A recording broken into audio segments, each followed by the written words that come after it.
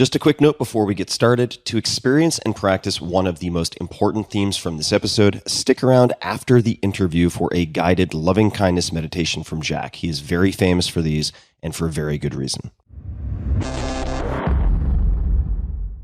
This episode is brought to you by Element, spelled L-M-N-T. What on earth is Element?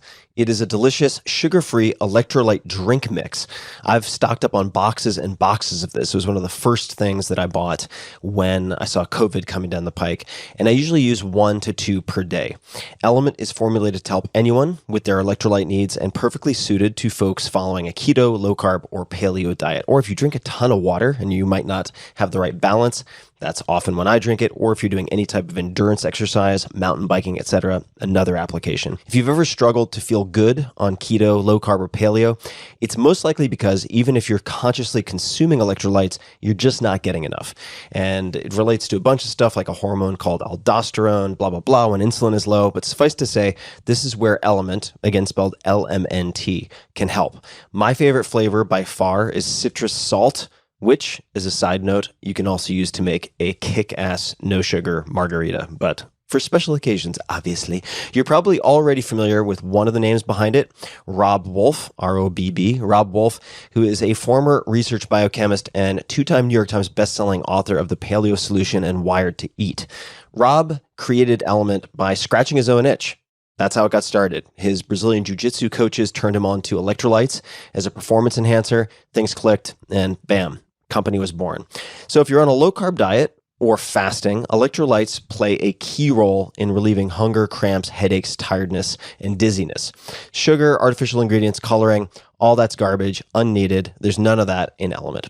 And a lot of names you might recognize are already using Element. It was recommended to me by one of my favorite athlete friends. 3 Navy SEAL teams as prescribed by their Master Chief, Marine units, FBI sniper teams, at least 5 NFL teams who have subscriptions. They are the exclusive hydration partner to Team USA weightlifting, and on and on. You can try it risk-free. If you don't like it, Element will give you your money back, no questions asked. They have extremely low return rates. For a limited time, you can get a free Element sample pack with any purchase. It's the perfect way to try all of their flavors. Or if you're feeling generous, sharing with a friend who might enjoy. This special offer is available here at this link, drinklmnt.com/Tim. That's DrinkElement, again, drinklmnt.com/Tim. This episode is brought to you by Shopify. Shopify is one of my favorite companies out there, one of my favorite platforms ever. And let's get into it. Shopify is a platform, as I mentioned, designed for anyone to sell anything, anywhere, giving entrepreneurs the resources once reserved for big business. So what does that mean? That means in no time flat, you can have a great-looking online store that brings your ideas, products, and so on to life, and you can have the tools to manage your day-to-day business and drive sales. This is all possible without any coding or design experience whatsoever. Shopify instantly lets you accept all major payment methods. Shopify has thousands of integrations and third-party apps, from on-demand printing to accounting to advanced chatbots, anything you can imagine. They probably have a way to plug and play and make it happen. Shopify is what I wish I had had when I was venturing into e-commerce way back in the early 2000s.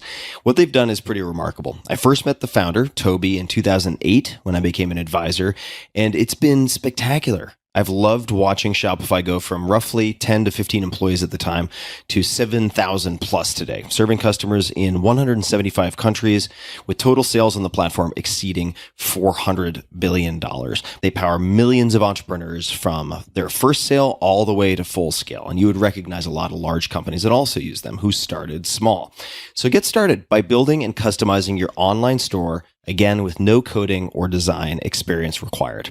Access powerful tools to help you find customers, drive sales, and manage your day-to-day. Gain knowledge and confidence with extensive resources to help you succeed. And I've actually been involved with some of that way back in the day, which was awesome. The Build a Business competition and other things. Plus, with 24/7 support, you're never alone. And let's face it, being an entrepreneur can be lonely, but You have support. You have resources. You don't need to feel alone in this case. More than a store, Shopify grows with you, and they never stop innovating, providing more and more tools to make your business better and your life easier. Go to shopify.com/Tim to sign up for a $1 per month trial period. It is a great deal for a great service, so I encourage you to check it out. Take your business to the next level today and learn more by visiting shopify.com/Tim. One more time, shopify.com/Tim, all lowercase. Optimal minimal. At this altitude, I can run flat out for a half mile before my hands start shaking. Can I answer your personal question? Now would seem an appropriate time. What if I did the opposite? I'm a cybernetic organism, living tissue over a metal endoskeleton. Ferriss Show. Hello, boys and girls, ladies and germs. This is Tim Ferriss. Welcome to another episode of The Tim Ferriss Show. This is a rare in-person episode.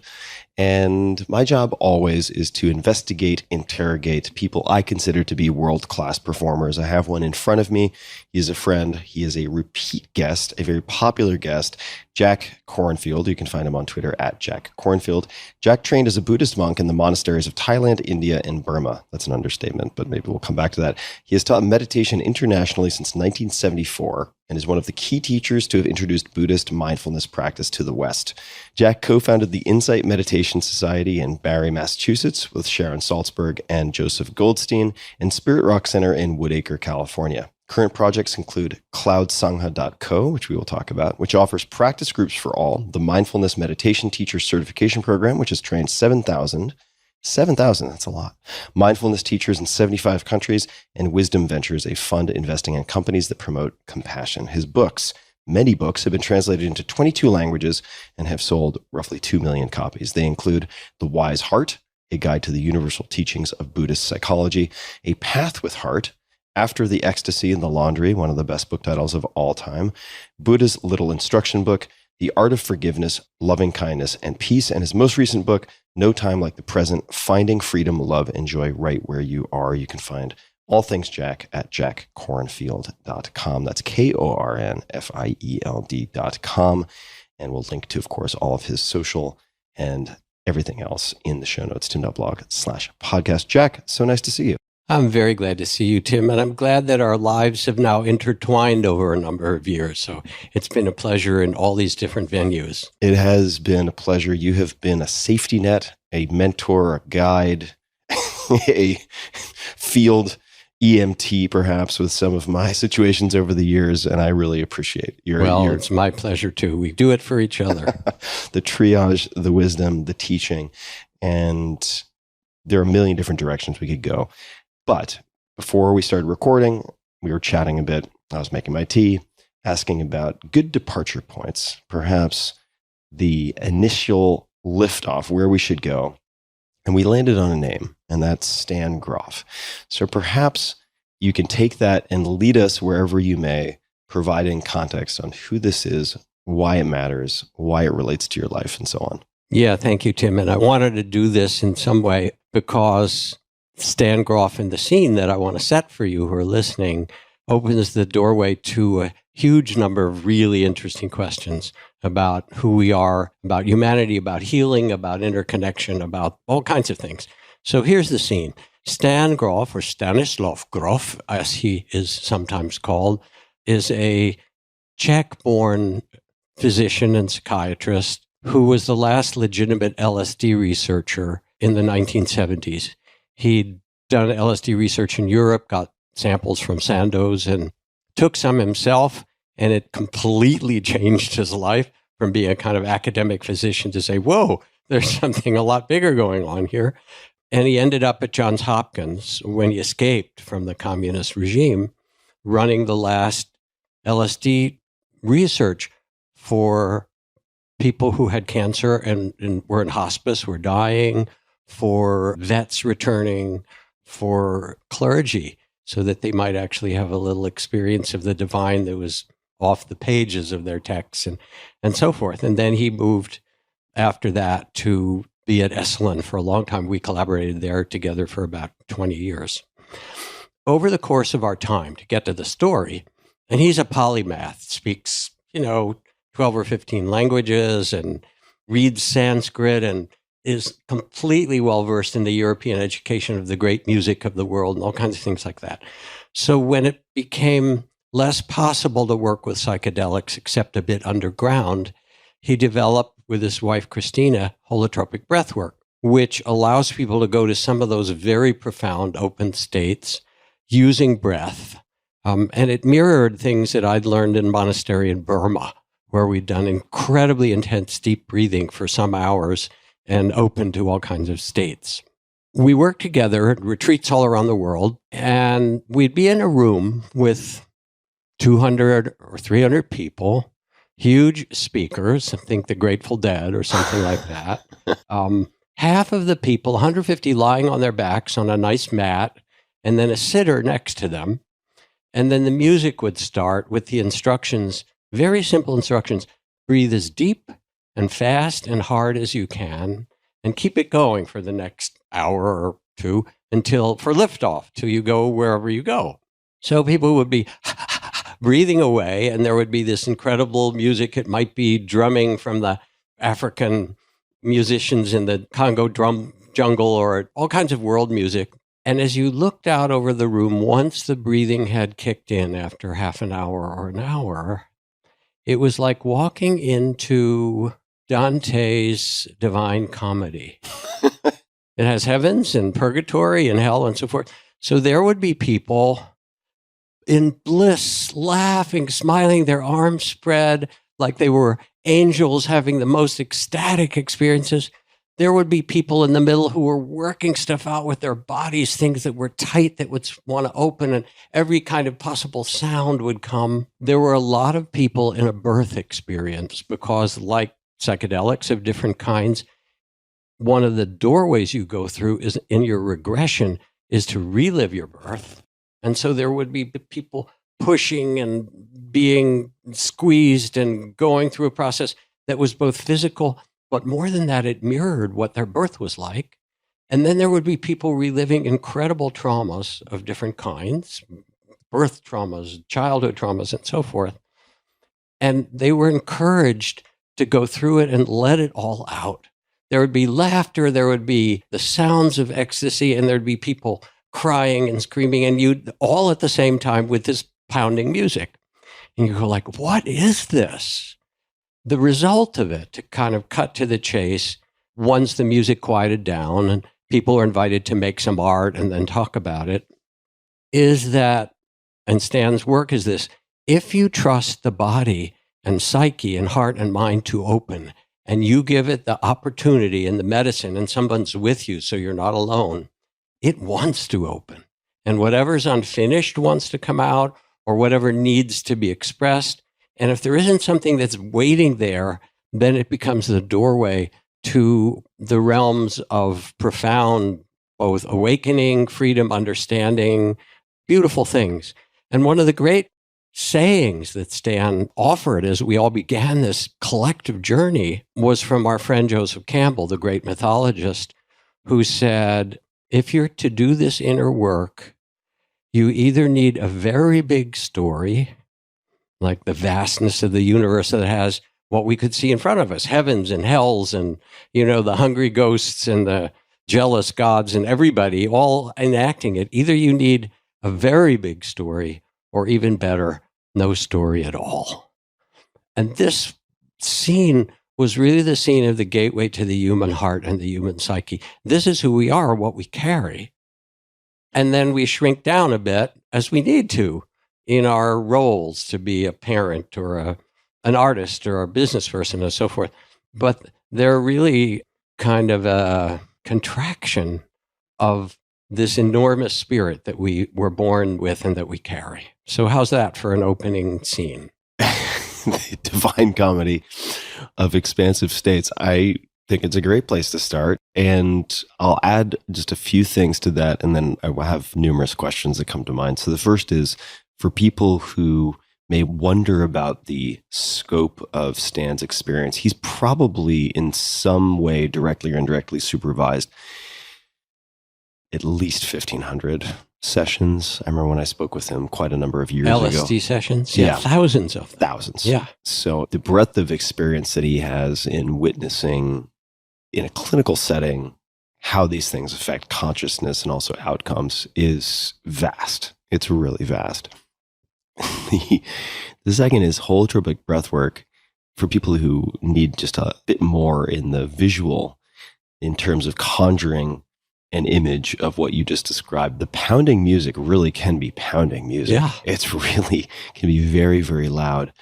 And I've had some really bizarre experiences going through holotropic breathwork, which I don't do that often, and I may be doing something incorrectly, but I tend to have, speaking of pounding, a pounding headache the day after from the breathwork. However, I've had some really unusual experiences that I didn't go in trying to confirm. So I didn't go in with the expectancy of these experiences, but later I was told that it was sometimes referred to as a yogic sleep. Maybe you have some thoughts related to this, but the experience of breathing as hard as I can, I take these directions very literally. So I'm really going for the gold medal of heavy breathing, sweating profusely, and having the experience of subjectively a gap in time where I haven't fallen asleep in the physiological sense that most people would conjure, but I've gone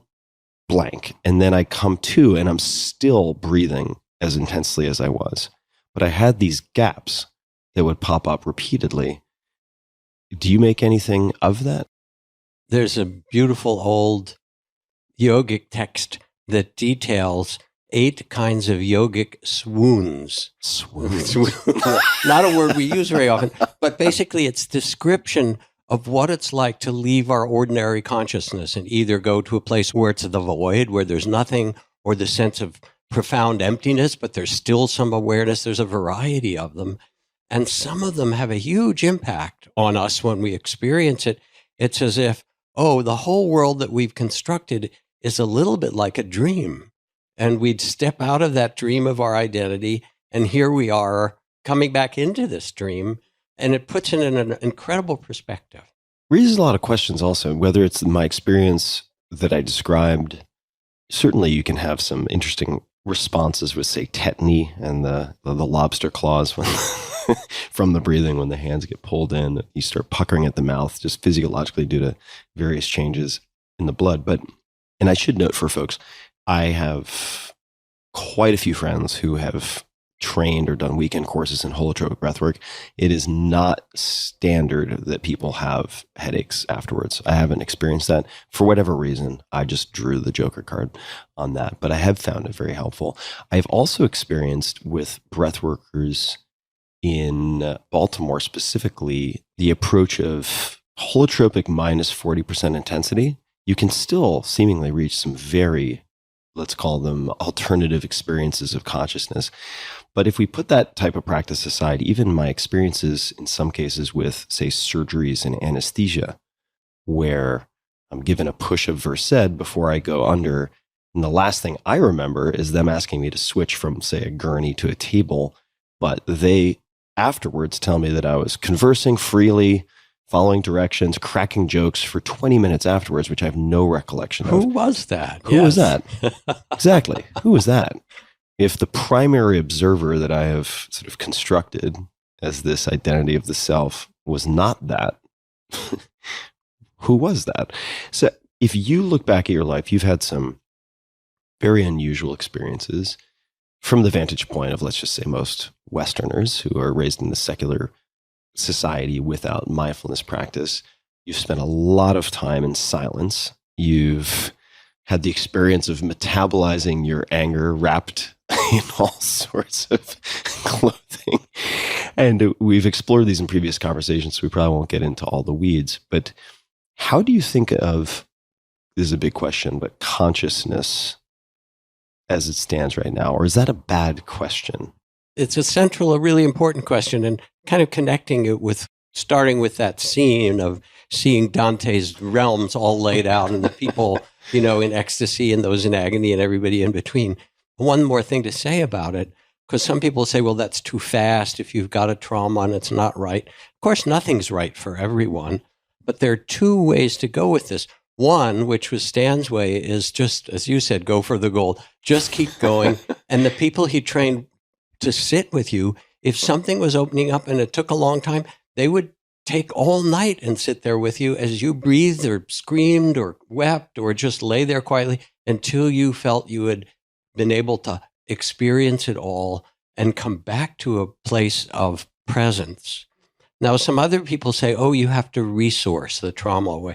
You have to get more quiet and strengthen yourself before you even approach your trauma, and that's better for you. Neither of these are the right way, but I'm glad there is this spectrum.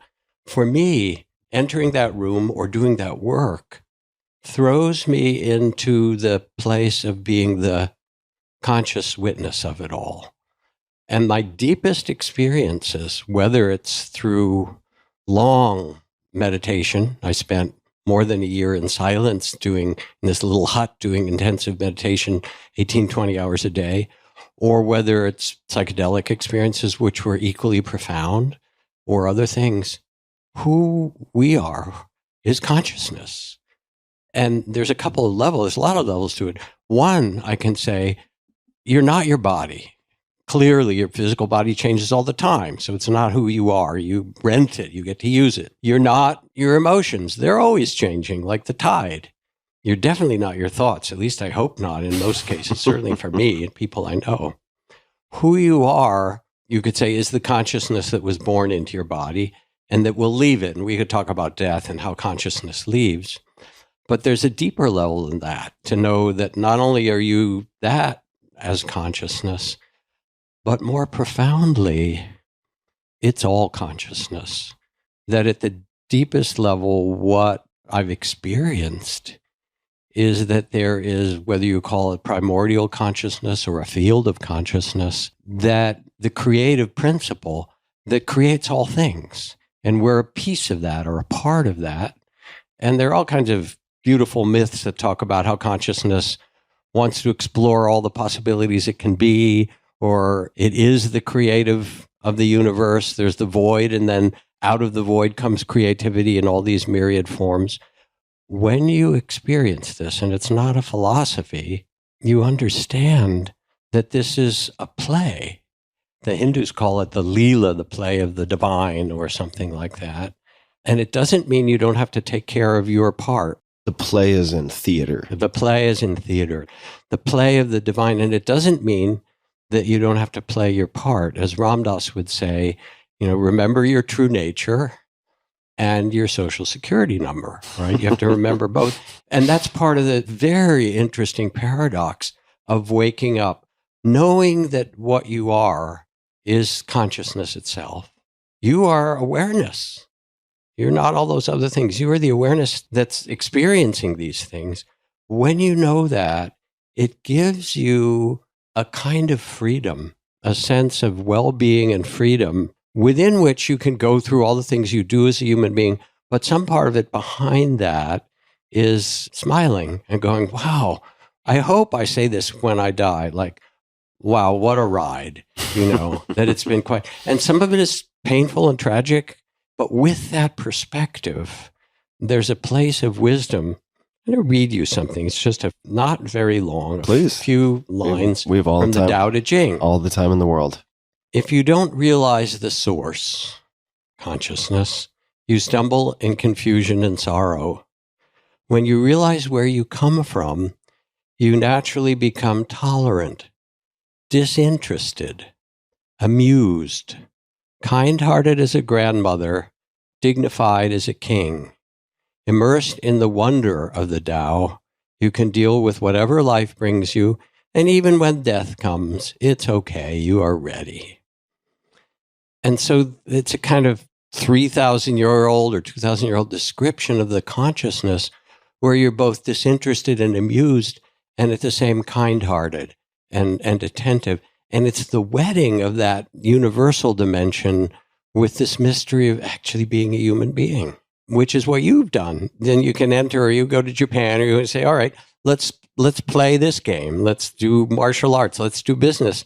But you do it with less fear and attachment, and much more with the delight of the game. Right. It makes me think that to come back to the play term, sort of, you're aware of the movies that you are watching or the games that you are choosing to play, but you have that outside witness perspective so that you don't necessarily identify or grip too strongly onto those things. Exactly. And that includes your own personality. And again, because I'm thinking of him in this regard, refer to Ram Dass. He talked about his personality as being like his pet, and he would see his neurosis. And he said, you think that getting wiser and more enlightened, that all would go away? He said, it doesn't. He's just, I've adopted it. It's my pet. I feed it. I say thank you, but I know it's not who I am. Yeah. And from that place, even the kind of great suffering that many of us have in our lives, the people that we love who've died and illness, we can hold it with great tenderness, but it's not a surprise. It's like, oh, this is part of what it is to be human. And, someone dies, and then from that perspective, it was their time. So a quick question for you related to the Joseph Campbell quote that you mentioned earlier. I'd love for you just to elaborate on that a little bit, maybe what it means to you, that you either need a really big story, right? One of maybe a cosmovision or a mythology, or better still, no story at all. What does that mean to you?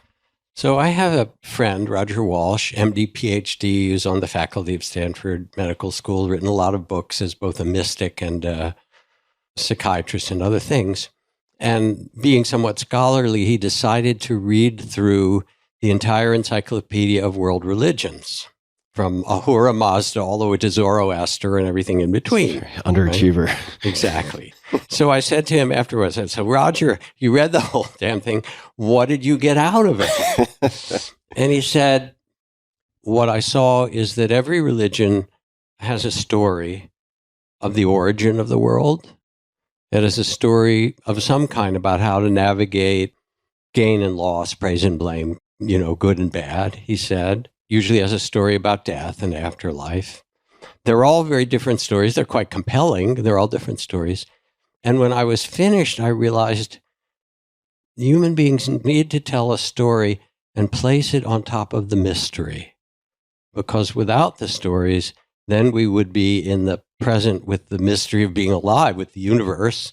But for most of us, we want a story. And so these are the big stories that humanity has written. What is the alternative of no story? Because when I think of no story, that actually strikes terror into my heart, because I imagine this free-floating nihilism or meaninglessness. And I understand experientially in some of these alternate modes of experience through psychedelics and so on, that you can have the experience of no story, no time, no name, no self. Yes. I understand that. Or I shouldn't say I understand that. I've experienced it. I definitely can't claim to understand it. But what does the alternative mean to you? Well, this is really important, because it's as if you're talking to some Zen monk somewhere and they talk about emptiness and you go, oh shit, emptiness. Like, how do I deal with that? How do I, buy a new car? Or how do I, take care of my family or things like that? So it's a really important question. And there are a couple of, we talk about a number of levels. One level is the more opinions you have about the way things are, the more trouble you have. And one of my favorite passages, the Buddhist texts aren't really full of a lot of jokes and humor, but there's one place where the Buddha says, and those who cling to their opinions go around the world annoying one another. And that's an observation that holds true thousands of years later. Like Twitter. So we know that. The more we're attached to our view, because whatever you're thinking or whatever you view, there is an alternative. It's not the only view. So on this level, what my Korean Zen master, Dae Seung-san Sansanim, said is to keep a don't know mind, or Suzuki Roshi calls it beginner's mind, where you meet somebody fresh, where you go into circumstance fresh. So that's part of not having the story, but it's a much more positive cast on it. Then the second is that without having that story, then it's replaced in somehow by a sense of I don't know quite words, wonder, value, meaning, a sense both of the vastness of things and also the delight in being incarnated as a human being. And so with that, like the Tao Te Ching says, you remember the source, which is you are consciousness. That's who you are. And you get to witness this. You are the awareness, the loving awareness. Then your story might be, all right, I am the loving awareness as you are, as everyone who's listening, you are loving awareness. And you get to then embody and enact in this world. And then you get to choose how. And it turns out in our direct experience that there are ways we can act that bring understanding, connection, joy, happiness, well-being, and ways we can act that create suffering. In the Buddhist teachings, the Buddha said, I do not answer philosophical questions. People would have all these, what's the first beginning? What is all the meaning of karma? How all of this, what's the story? And he would say, I just teach how human beings can release themselves from suffering and fear and confusion and live with the innate freedom that is their birthright. That's what I teach. That is a story. It's my favorite story, I think, in this life, because there is suffering and difficulty in incarnation. There are causes that human beings can understand, and there's freedom. When Nelson Mandela walked out of Robben Island prison after 27 years, that's a long time, that was half his life in that prison, with such magnanimity and graciousness and compassion. He not only changed to South Africa, but he somehow changed the imagination of the world. They can put your body in prison, but no one can imprison your spirit or your consciousness. And when you know this deeply, then there comes a different innate kind of story, which is one more deeply of connectedness and care. Stan Grof, to return to our dear friend Stanislav, has written a lot of books. You mentioned he's a polymath. Yes. He truly is, and he's prolific also in his writing. There is one book, it may be 2 volumes, and I can't recall offhand, called The Cosmic Game. 1 volume, The Cosmic Game. 1 volume. All right. Why does this book, of all of his books, grab your attention? Or why is it meaningful? It does. I'm glad you named it, because he explores the very questions you're asking. Not only who are you, but he also shows, suppose we were to have a world that didn't have loss, didn't have conflict, didn't have disease, didn't have the kind of troubles that we live. What would that world be like? And he explores, and you kind of follow along with his exploration, how it is that the world that we live in somehow has been manufactured, and in some way, what there is to learn from it. And what's beautiful about it is that he says, I think in the beginning, that he took the records from 5,000 LSD sessions and from the deepest understandings and the height. And a lot of the people who did those sessions were also people who were already meditators or yogis or martial arts masters or in some way, and shamans, people who had already a very deep spiritual perspective. And he collated them and he said, here's what we as human beings, when the gates between the worlds open, this is how it looks, which is really compelling. He's so clear that he doesn't want to say, this is how it is or how I think it is.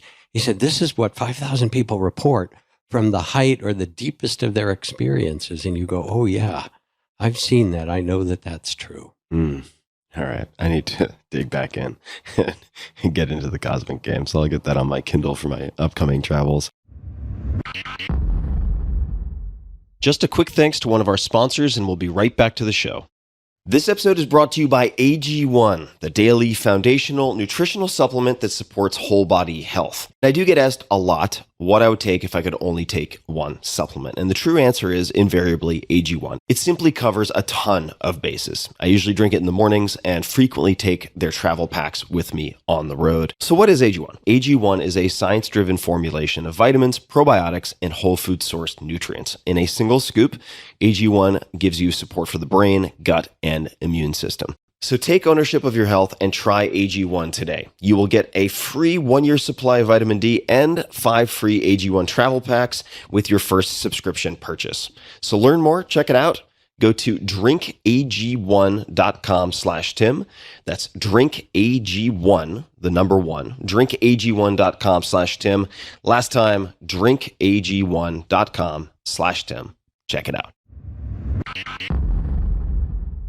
Let's talk about something perhaps that many people listening will identify with, or at least recognize in their daily experience, and that is anxiety. And maybe we could just define terms and look at anxiety as fear of the future. You could also define it differently. It could be pre-experiencing the worst case scenario. I really don't know how you would like to define it, but if you wouldn't mind digging into that and share any approaches that you think are helpful, practices, thought exercises for people who are suffering from anxiety, that would be very helpful.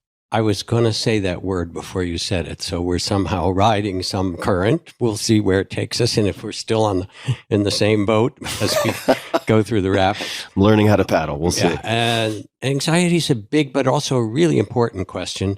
And the first thing to note is that we're living in a time of tremendous cultural anxiety. Even in places where there was warfare or starvation or things, when there were very small groups of people, there was still a kind of basic, I know who my family is, I know where the land is, we'll have the food or we won't.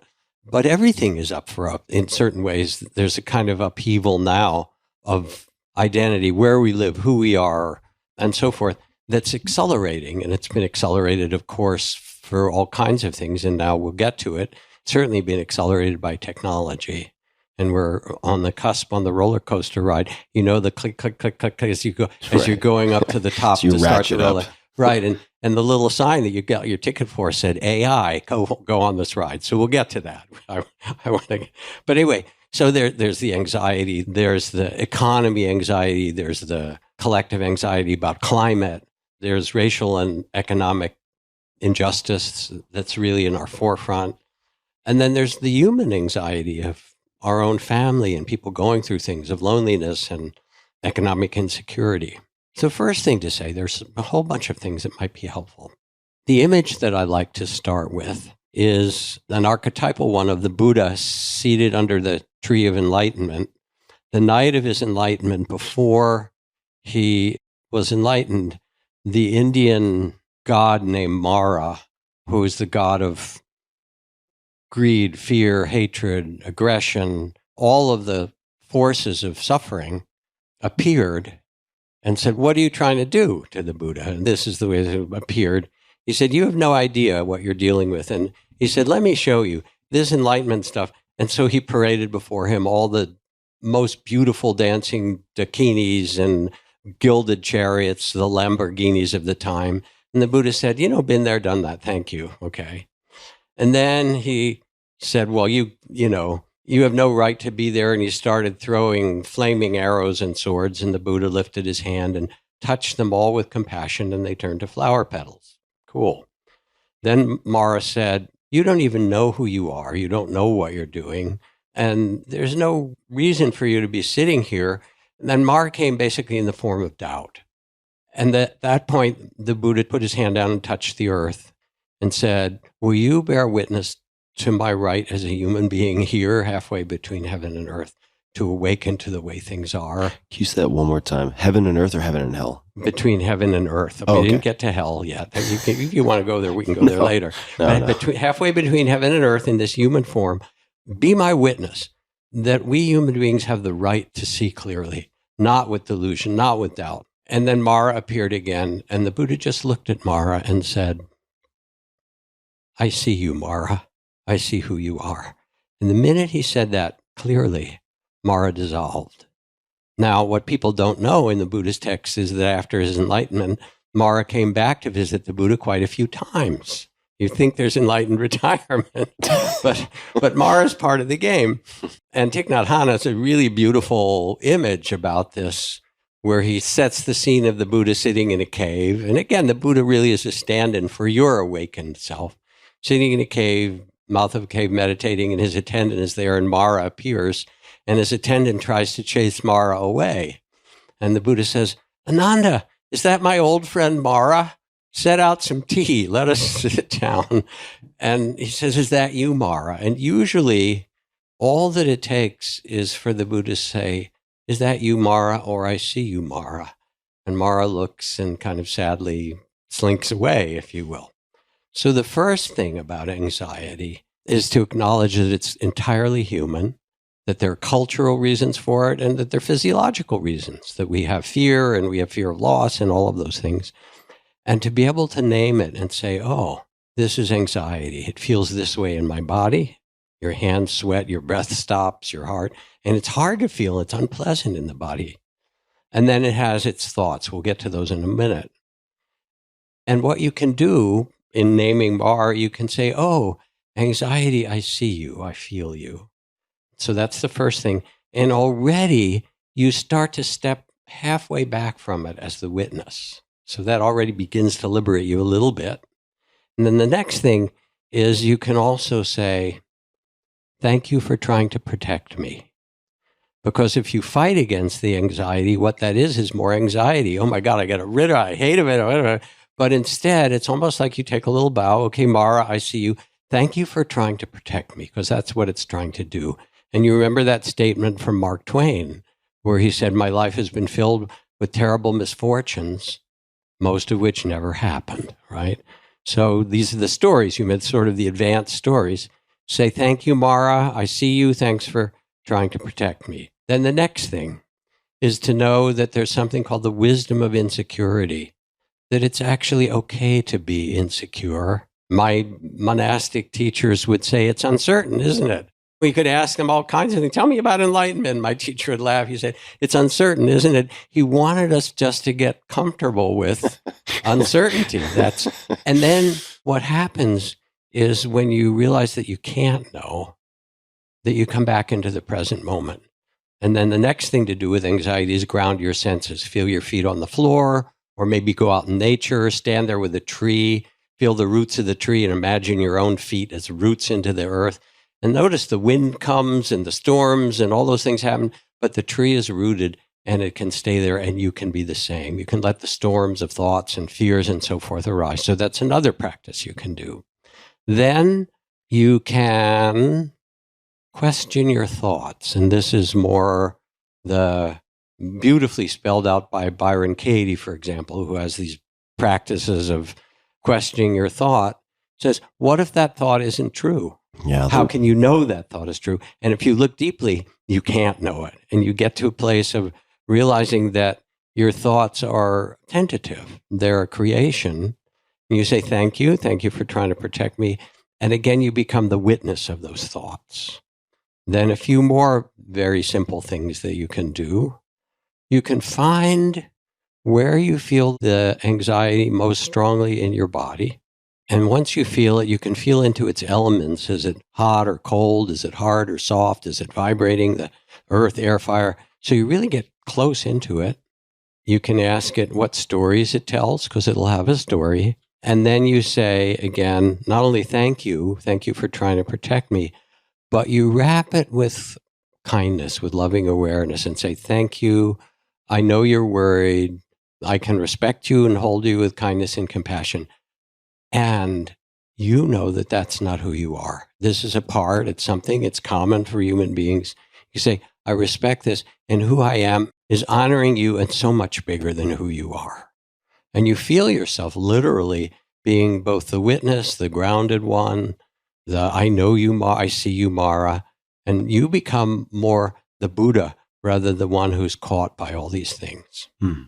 Could you say a bit more about asking, for instance, in this case, the anxiety, what stories it tells? Maybe give an example, whether from your personal experience, someone else's, or just a hypothetical, what that might look like. Because that's the first time I've heard that, and that piques my curiosity. So it's a beautiful question, because one of the things that I've learned over these years is that you can have, the Sufis call it a sohbet, a conversation with the heart. And if you let yourself get quiet, it might be after a little walk in the woods or just sitting quietly, taking a cup of tea or something that you like to drink and letting yourself quiet down, or meditating if you want to. And when you get quiet, you can have an inner conversation, and there's information that's waiting there for you to ask.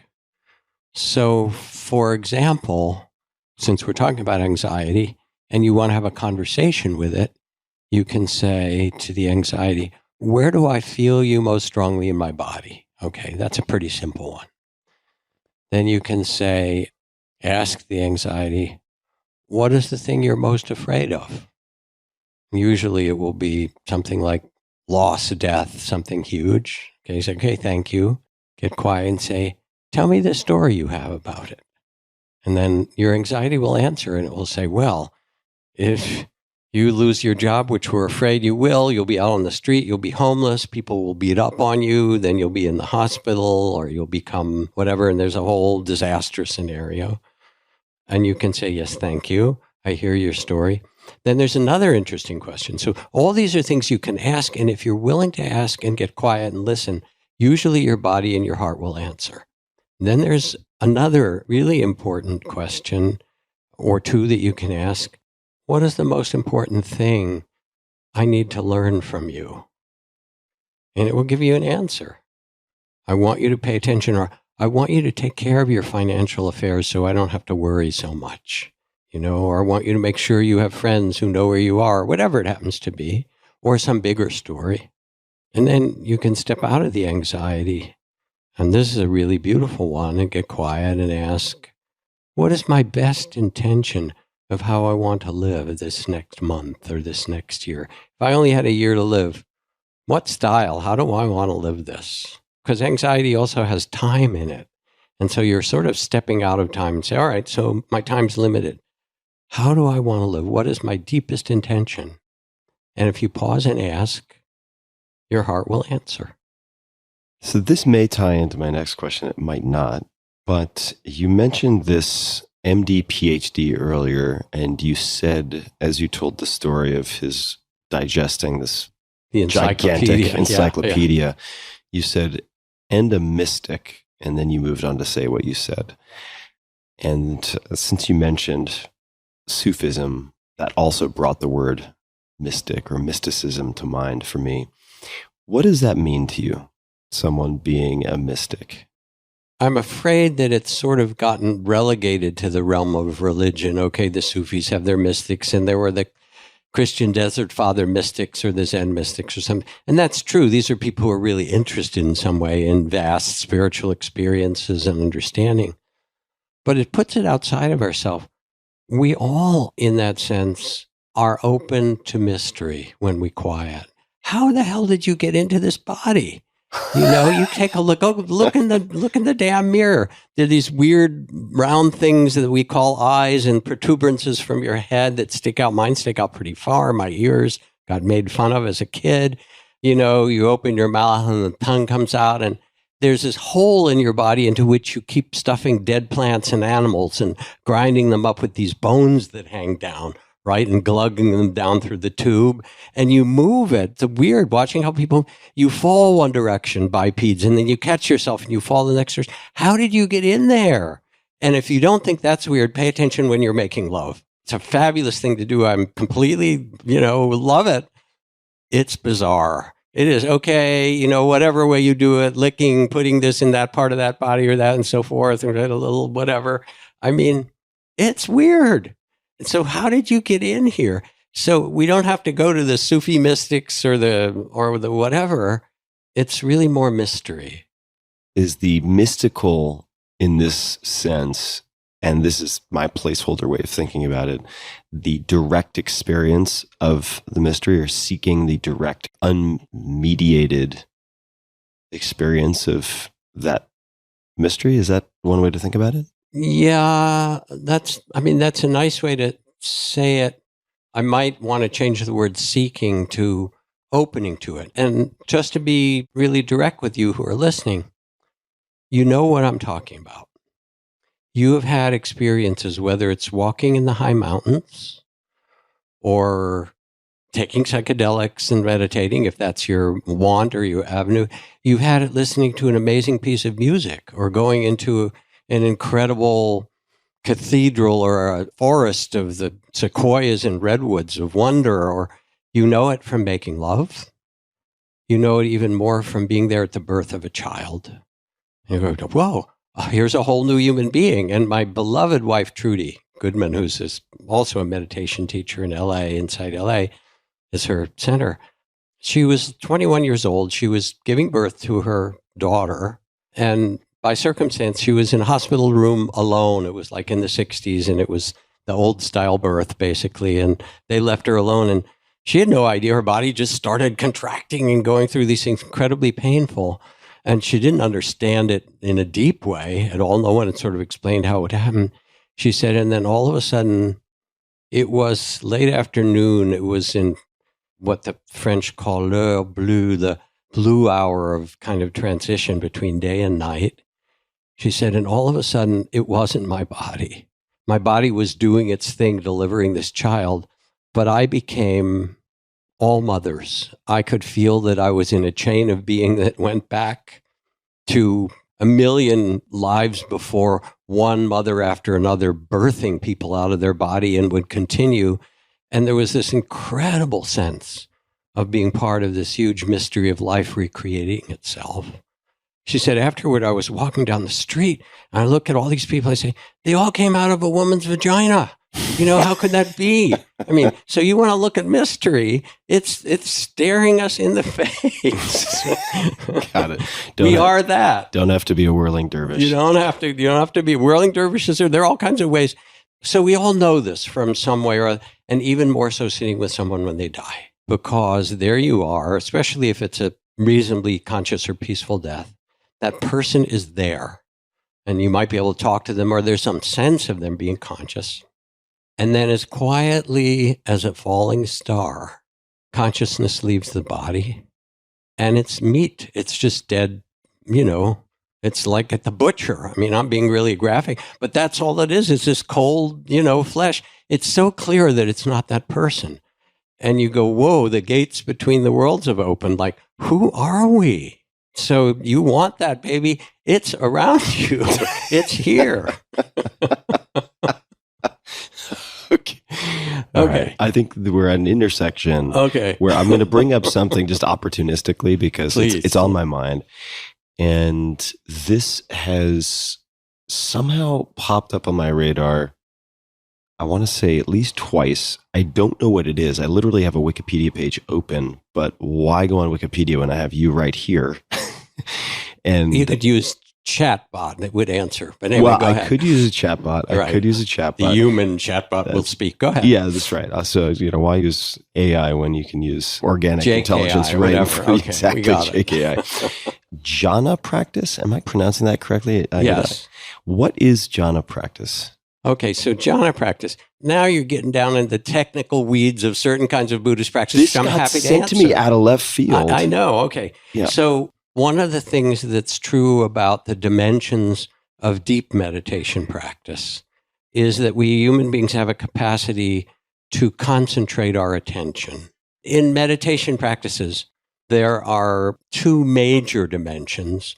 One is the dimension of awareness. It can be mindfulness or devotion or something, where you open to the mystery of things unfolding, thoughts appearing, emotions, or you create certain emotions of love, compassion, joy, all of those things. The other is the dimension of concentration, where you focus deeply on one thing, generally. It can be a candle flame or a mantra or a particular emotion like love or your breath. And there's a beautiful biblical phrase where it says, if thine eye be single, then the gates of heavens open, or something like that. When you start to get very concentrated, several things happen. Your thoughts start to disappear. To be concentrated means you're focused on an experience like the breath or a light, and the thoughts quiet down and gradually they go away. It's not easy to do for most people, but it's possible. And then as you get more concentrated on the breath or a mantra or whatever you've chosen and you do it over and over again, it becomes a doorway. The next thing that happens is that inner forms of light will appear. So there you're sensing your breath. We use that as an example, but it could be other things. And as you do, the thoughts start to get quiet. And then the sense, as you feel your breath, is not only is there breath, but around your nostrils or your throat or wherever you're paying attention, your body and the field starts to fill with light because consciousness is made of light. So light will appear. And then with it comes quite spontaneously qualities of deep joy and happiness and incredible steadiness and inner peacefulness. And when these qualities start to arise, they are the gateway to a whole series of what are called jhanas or samadhi states.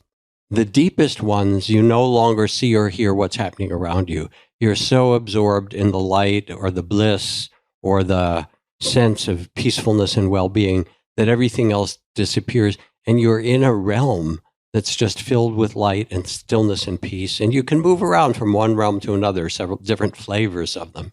The closest thing I can describe to it is if you're a diver and you're out on the water and there's waves and the sun shining and things, and then you go under the surface of the water and everything becomes silent. You know, there's waves on the surface. They have nothing to do with you. And instead you're in this vast, timeless, silent realm. The purpose of training to go into these kind of states is twofold. One is it gives you some skill in navigating in your consciousness and mind. So you don't have to live if there's a lot of whatever it is, anxiety or conflict or things around you, you can actually stabilize yourself, become quite stable. It gives a kind of faith. Oh, the mind actually can be trained. But the other is that from that stillness, then you can see or listen more deeply. To concentrate is a little bit like polishing the lens of consciousness so that whether it's a microscope or a telescope, when you're very concentrated, at the beginning you notice there are thoughts, then you notice the thoughts at the end, then you're more concentrated, you notice at the beginning of a thought, oh, it's about to arise. Then you notice the impulse for thoughts to come. It's like a little burp that's coming out of the brain, you know. And then you see the space around thoughts where they're born before they're even there. And then you look into the body and at first you see hot or cold, and then it pixelates with deeper concentration and you see all the elements that make it up. So this is like the microscope. Or you point it outward and consciousness becomes vast like the sky, and there's no bounds to it. It's timeless.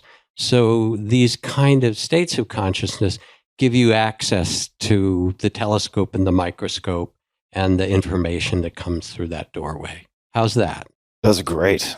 You had me at pixelate. So another question about this, and I suspect we've talked about Nobody this ever asked me this on the air before, so this is fun. Okay, keep going. Yeah, so let's go. Keep going. So I hear your description and it grabs my attention and interest, and I would love to experience these states. I consider myself good at being a diligent practicer. So I've trained in sports. I've done many things consistently over extended periods of time.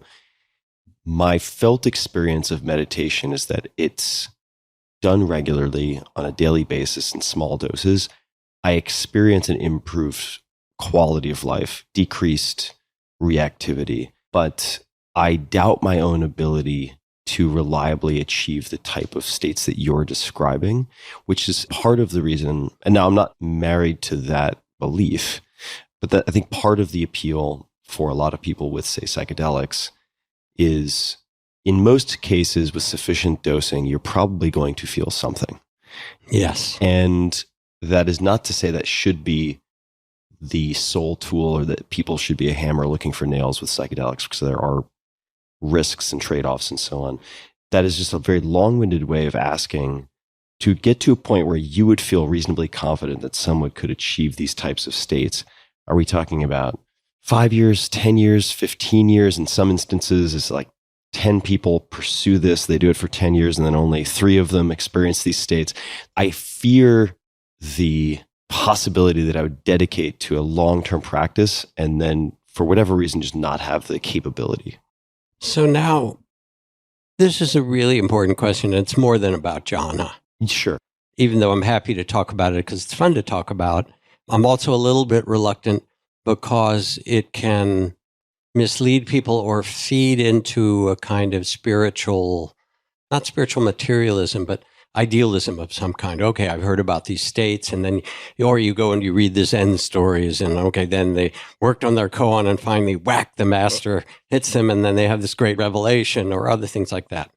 Jhana is completely unnecessary for wisdom. It's the kind of thing that yogis and people who devote themselves to meditation, some of them can do, some can't. It depends. There's sort of light levels and then very deep levels of this. If you want to do a light level jhana, there are several ingredients. One is you probably have to have a certain temperament or inclination to be able to do it.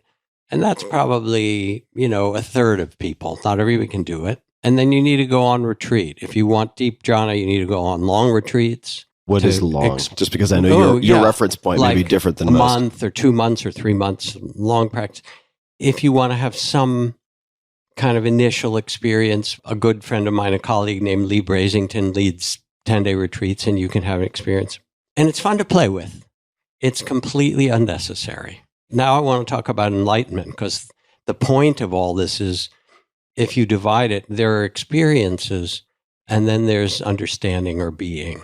And the experiences that we have, you mentioned psychedelic experiences, which I deeply respect, whether it's jhana experience or deep insight and meditations of different kinds that we do, or other spiritual experiences. You can be the dervish, as you mentioned, whirling, and it's such a beautiful thing to see and to do, and the world starts to dissolve. Most of these practices dissolve the separate sense of self, and you're there, as Alice Walker wrote of one character. One day I was sitting there like a motherless child, which I was, and it come to me, that feeling of being a part of everything, and I knew if I cut a tree, my arm would bleed. And I laugh and I cry, I run all around the house. In fact, when it happens, you can't miss it. So there are all these doorways that open us beyond the separate sense of self, which that sense of small self, it's sometimes called the body of fear, that limited sense of self dissolves. Hallelujah, they're great. I've played with jhana, I've taken psychedelics, I've done shamanic things, all these, I've had a bunch of experiences. And part of it gives me a kind of confidence. Okay, I know this territory. Part of it is deeper than that. In the most profound places, as we talked about, I know that who I am is not this body. I know that who I am is consciousness. Then the game is not about the experiences. It's about who you are, who I am as we manifest in the world.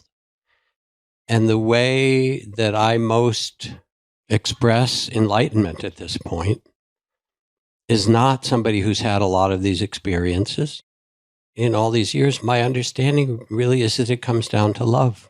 I've met swamis and lamas and gurus and mamas and everybody else in between in my industry, and some of them are fabulous, but there's a really interesting thing that you can have these powerful experiences and still be a little bit of a jerk. Just getting real about it, because there's a lot of that going around. Our consciousness is like a mandala, and we can awaken some dimensions of it. So you have an Olympic level athlete who's an emotional idiot. You have a professor of nuclear physics, the most brilliant, and she can't find her shoes or her body. We can develop ourselves in some areas, but it turns out, unfortunately, that doesn't always go over to another area. And so there's a kind of halo effect where people think, oh, this person is a spiritual teacher and they've had these spiritual experiences. I'll go ask them for marriage advice or advice for sexuality. They don't know shit about marriage. Yeah. So this is our human nature. If we're actually to become wise, we need to direct our attention to body, to emotions, to relationships, to thought. We actually need to become wise in those major dimensions of our life. And we can't expect that of people just because they have a certain title or robe or anything else. But having said that, my measure now for myself, are you loving? Am I loving? Are they? And that love isn't just like, oh, sweet Valentine love, but it's, can you be in this world and can you love it with all its imperfections? And can you bring that spirit of care and love in the middle of what's tragic and what's beautiful? That's a liberated heart. So love, let's underscore this. For people who are listening, this might sound like a really strange question, who are thinking to themselves, well, I love my dog. I love cheesecake. Love my kids, if they have kids, let's say. But maybe they're like, I'm not sure if I would recognize or even know the feeling of what it is to love the world. Maybe they feel like they might be colorblind to the first person experience of feeling that. Is it just something they can intuit, or could you expand on that? You remember Einstein said that the task for humanity is to widen our circle of compassion, or you could call it love, to include all of humanity and all of nature in its beauty. And so we start by loving that which is right around us. It's natural. Your dog, your children, the partner, the people you care about, and maybe your neighbors. And now we're talking about, well, what is wisdom and what is liberation? And it's that widening of the circle so that when you're moving through the world, it's not just that person over there as an object, but they become more and more a part of your family. There's a beautiful monument to a mystical experience, going back to your asking about that, in Louisville, Kentucky, I think it's on 4th Street, 4th and Walnut. And the great Christian mystic Thomas Merton left his monastery and was walking down the street in the middle of Louisville. And he said, I'd come from the monastery. We were all trying to be holy and close to God and have all these spiritual experiences the way one does and pray and so forth. And I was walking down the street, and all of a sudden it came to me. I looked in the eyes of everyone going by, and I saw their secret beauty that was born in them that no one can take from them. That magnificence of spirit, soul, whatever you want to call it. He said, the only problem would be I wanted to fall down at their feet and worship each one that went by. He said, if we could see each other that way, there'd be no more need for war and cruelty. The world would be a different place. So this monument, a public monument to a mystical experience, what it does is it says that this is possible. But more than that, there are beautiful trainings to do it. One of my favorite trainings is trainings in loving-kindness meditation. There's bunches of it on my website, and Sharon, Salzberg, and Tara Brach, and lots of other colleagues and teachers. And it turns out if you practice it, like anything, it grows. You start with the people close to you, and then those in a little wider circle, and gradually extend it. And for me, for example, I'm out on the street or I'm driving or something, and I'm a bit of a speed freak. I can sit quiet in meditation, but my general MO is to get stuff done and move through the world, And so if somebody's driving slowly and meandering and not being a good driver in front of me, and I get annoyed, or even on the sidewalk, people are blocking it, not aware that I have something important to get done that I'm trying to get done, whatever. And I feel a little moment of irritation arise, which it will. I look and I see them not as they are now, but as they were as I imagine them at 3 or 4 years old, completely innocent child. They all were that, no matter what things happened to them. And I go, oh yeah, I see who's in there. That's like Merton seeing. I see that there's that person doing the best they can, and there's that child that's in there. And instantly my heart changes. And I go, oh yeah, I wish them well. May they be safe, and whatever dance they're in, may they be protected. And this quality of loving kindness and compassion, it's grown because I practice it some. It's where I want to live. But it's more than that. I see it or sense it as the best expression of enlightenment. All those other things are experiences. They lead us back to love. And if they don't, I'm not sure that they matter that much. And we can learn it and become it. So would you suggest maybe people use this objective or beacon of love versus enlightenment as a term? Because the word enlightenment has always bothered me because I've never had someone define it clearly for me in any way. Let's call it enlivenment. I just made it up, but perfect. Okay, great. Problem solved. We're into enlivenment. Yeah, problem solved. I also wanted to just take a side note because Joseph Campbell came up earlier, and he has so many tremendous books. And one of them is called, I believe it's The Power of the Animal Spirits, which is this anthropological and historic overview of animal mythology cross cultures. It's a beautiful hardcover book. It's gigantic. It's absolutely spectacularly illustrated with drawings and photographs and so on. Just to come back to the why you wouldn't ask your fill in the blank, right? Your psychedelic practitioner automatically for marriage advice, for instance. Across the board, shamans in almost every culture pretty much considered pains in the ass. Yes. Like trickster troublemakers. Yes. So, And here you are aspiring to be a shaman, Tim. You're in not trouble. me. Oh no, I'm not. I'm not in the shaman MBA program at present. Rule number 1 of tracking down shamans: if they call themselves a shaman, be very, very, very cautious. Might want to run the other way. It's kind of like if you meet the Buddha on the road, kill him kind of situation. But let's shift to a moment to wisdom. And I would love to ask you, and this is a question that you can feel free to dissect in any way that you like, but who would you consider some of the wisest people you have met, and why? And or what have you learned from them? I could certainly go down the list, and I'll answer you explicitly, and then there's some place I want to go from here. But I studied with a guru in Bombay named Nisargadatta Maharaj. And there's a wonderful book of his, or dialogues with him, called I Am That, Nisargadatta.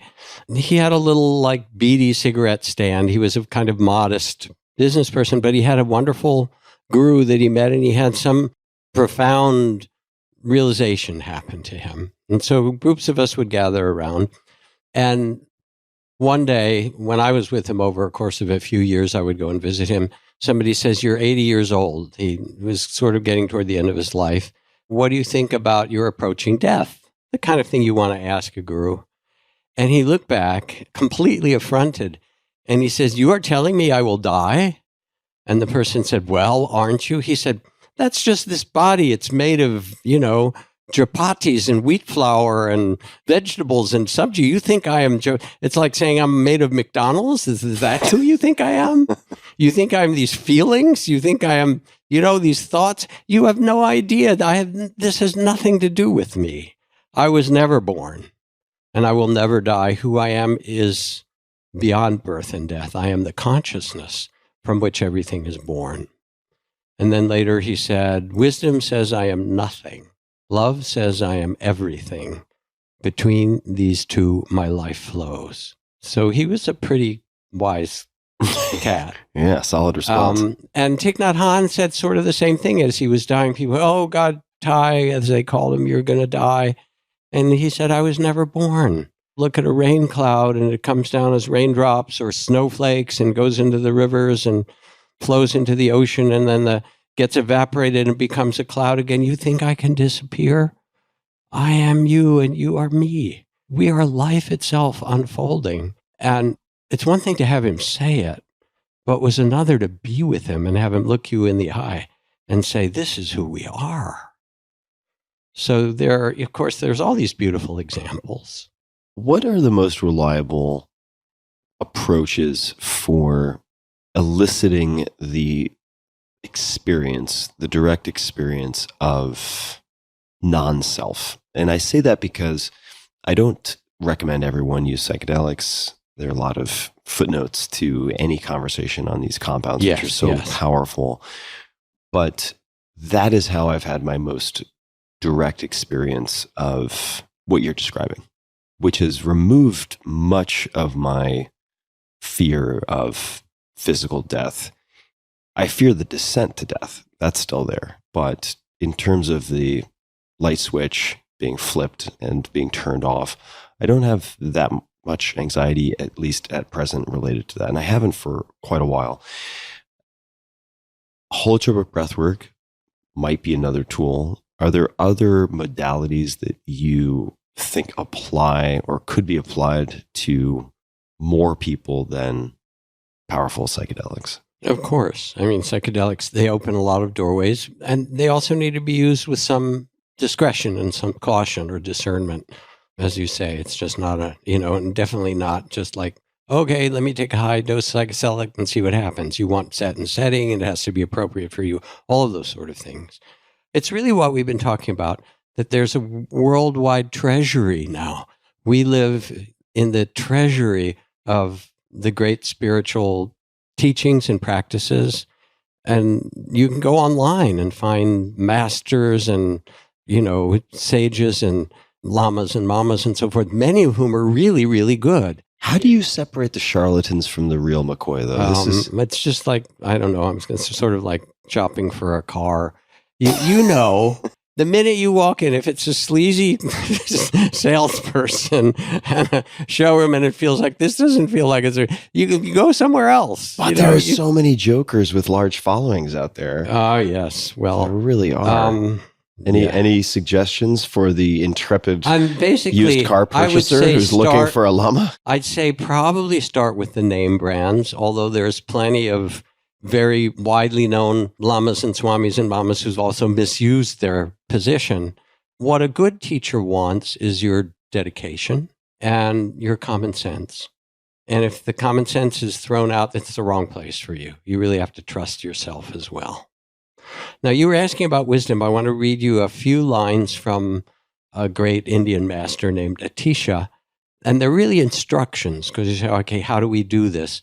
Yes, you can find practices, meditations, reflections, walking in the wilderness, things that will open your mind and your heart.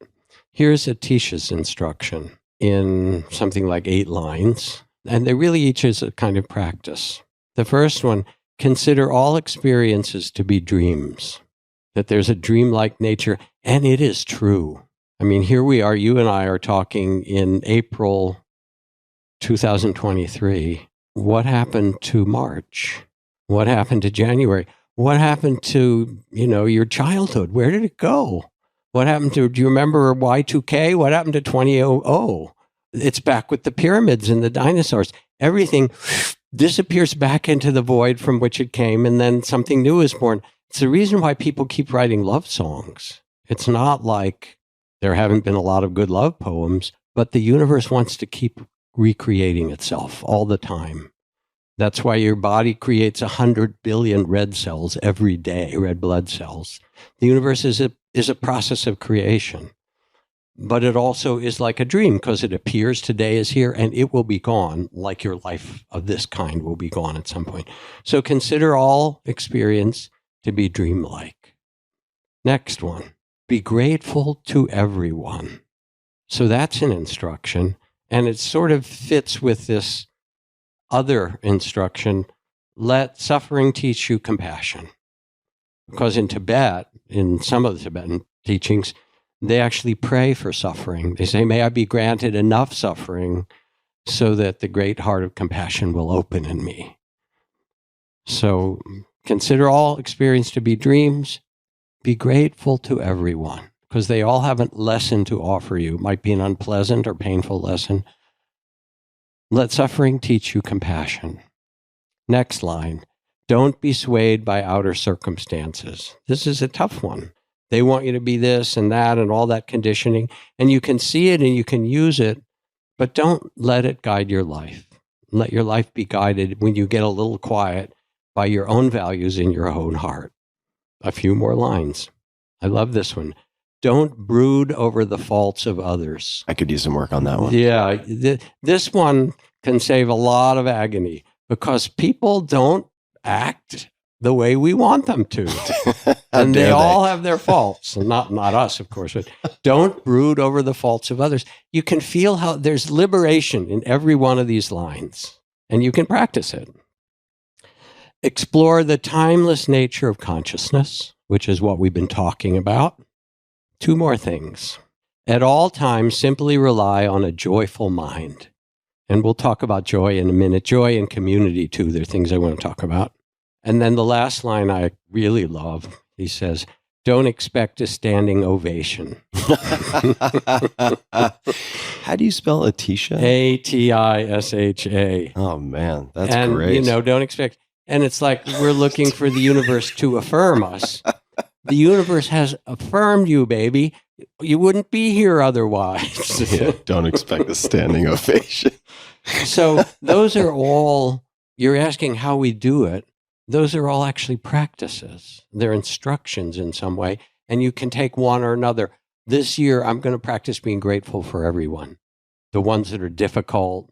I remember when my daughter first got one of her first jobs, and she was complaining about, she liked the work but the manager, sort of the middle level boss, was not good. He was a tyrant. He didn't organize things. She said, God, it's so bad. We need to get rid of him. I said, Caroline, welcome to the world of work. You think there's a bad boss there? Try another job. There will be someone, he's a stand-in for the archetype of, the bad boss. You will find them. So you got to figure out how to live in a place and not brood over it, where people are just that way. Yeah. Joyful mind. I could always use more joyful mind. So joy or joyful mind. How should we find our way into this vast subject, which I think all listeners could certainly use a bit more of? Yeah. I want to repeat something that I believe I might have said in a previous podcast with you, but it is one of the great poems of the last decades, in my mind, by Jack Gilbert. And it's particularly so because we, at this time, those of you and I and those who are listening, not only is there the mystery and incredible beauty of life, with all its sorrow, it still has this unbearable beauty in so many directions, but we also carry in our heart the suffering of the world. And we can talk about that and how one holds it. But this is a poem called A Brief for the Defense. The defense of what, you might ask, by Jack Gilbert. Sorrow everywhere, slaughter everywhere. If babies are not starving someplace, they're starving somewhere else, with flies in their nostrils. But we enjoy our lives because that's also what the gods want. Otherwise, the mornings before lavender summer dawn would not be made so fine, and the Bengal tiger, orange and black, would not be fashioned so miraculously well. The poor women at the fountain are laughing together between the suffering they've known and the awfulness in their future, smiling and laughing while somebody in the village is very sick. If we deny our happiness, resist our satisfaction, we lessen the importance of their deprivation. We must risk delight. We can do without pleasure seeking, but not delight, not enjoyment. We must have the stubbornness to accept our gladness in the ruthless furnace of this world. To make injustice the only measure of our tension is to praise the devil. If the locomotive of the Lord runs us down, we should give thanks that the end had magnitude. We must admit that there will be music despite everything.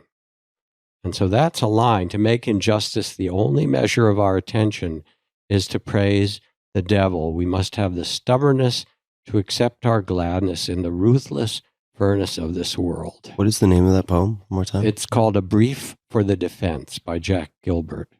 And it really speaks to the tearing open of the heart in our time, that we have the suffering of the world and it's presented to us.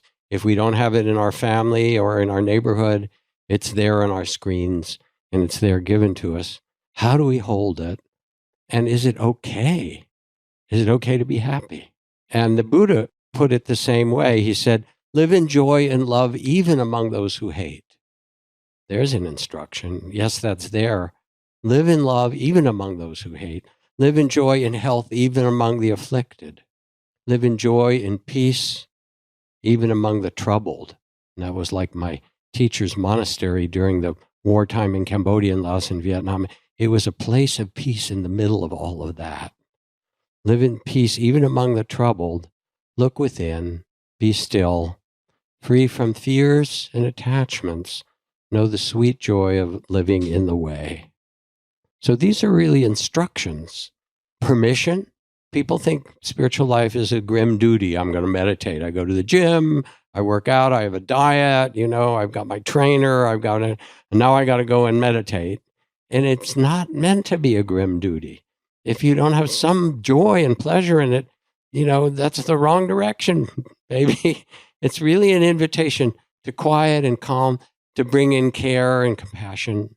If you go into a refugee camp, they don't want your depression and sadness. They have enough of that. They actually want somebody to come in and say, hey, let's see what we can do with this, even though it's incredibly difficult. So building on that, and also off of the previous mention of holding suffering, I'd like to shift to community. And the timing is perfect for that, looking at my personal experience, because I've been in Los Angeles for a few weeks, and I made a commitment to myself, which is very atypical for me because I have this productivity fetish, and I should put productivity in quotation marks, whatever that means. But I decided that my mantra for this time here was going to be social, not solo.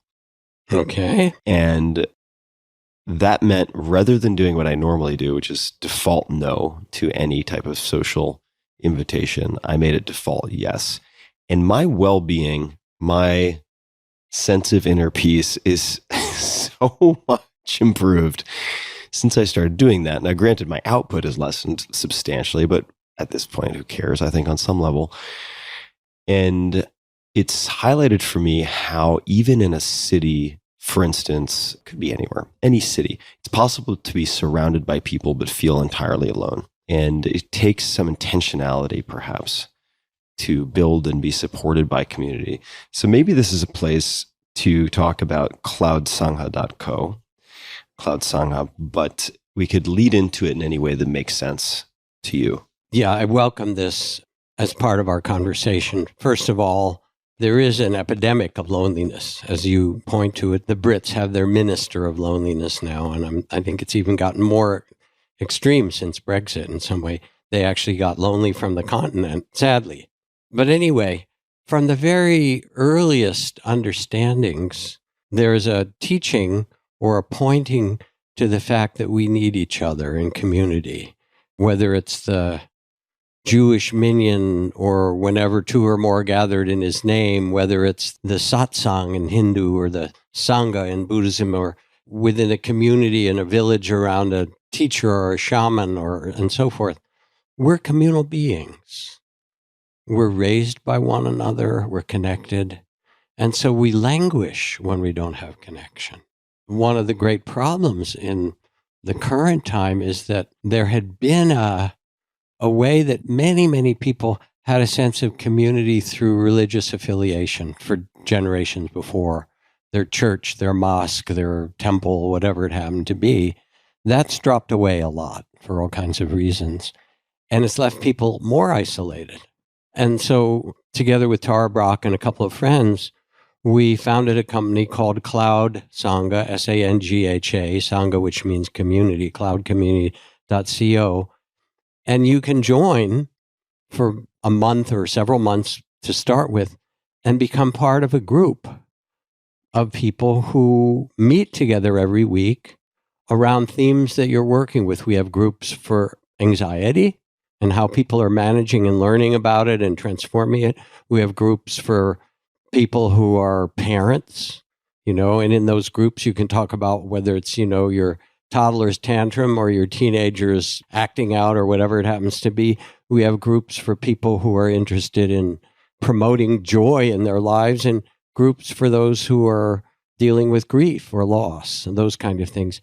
And people who join them love them because you can be living in Boise, Idaho, or Belfast, Ireland, or whatever, and it can be hard to practice on your own. It's hard to meditate. It's hard to feel a sense that you have a kind of community who are supporting you. And what happens is as people come together and share, they learn as much or more from themselves together as from any teacher.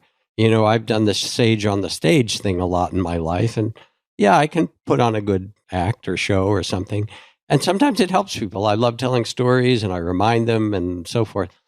But when we're in groups, one of my favorite things to do is to say, what have you all learned about this? Somebody will raise their hand and say, what about grief? Or what about climate? Or what about how do I?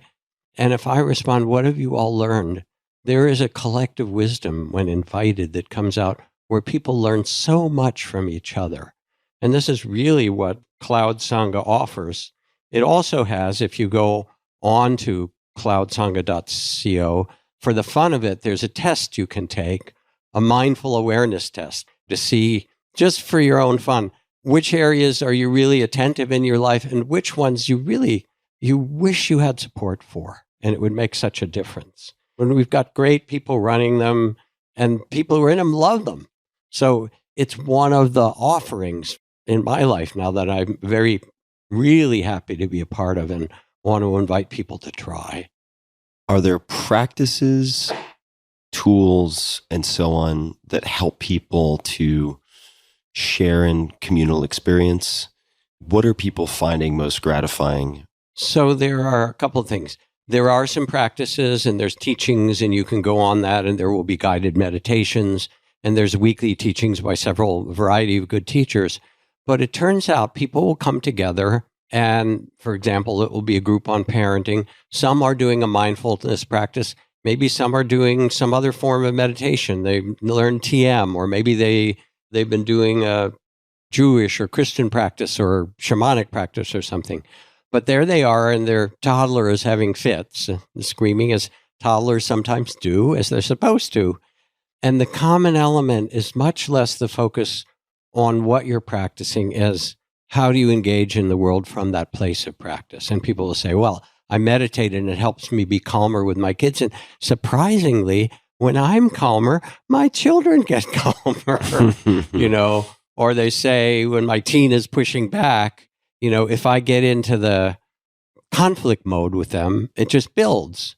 But if I do my practice of loving kindness, or I do my practice of whatever it happens to be, and I look at them and I see their secret beauty, especially it's a beautiful thing to do when your kid is sleeping. There you've had a little conflict, at that age, and then you go in there, they fell asleep, and you go look at them, and you see who they are, who they were as a child. There's something, that original beauty is there when their personality drops away a little bit, but they share that.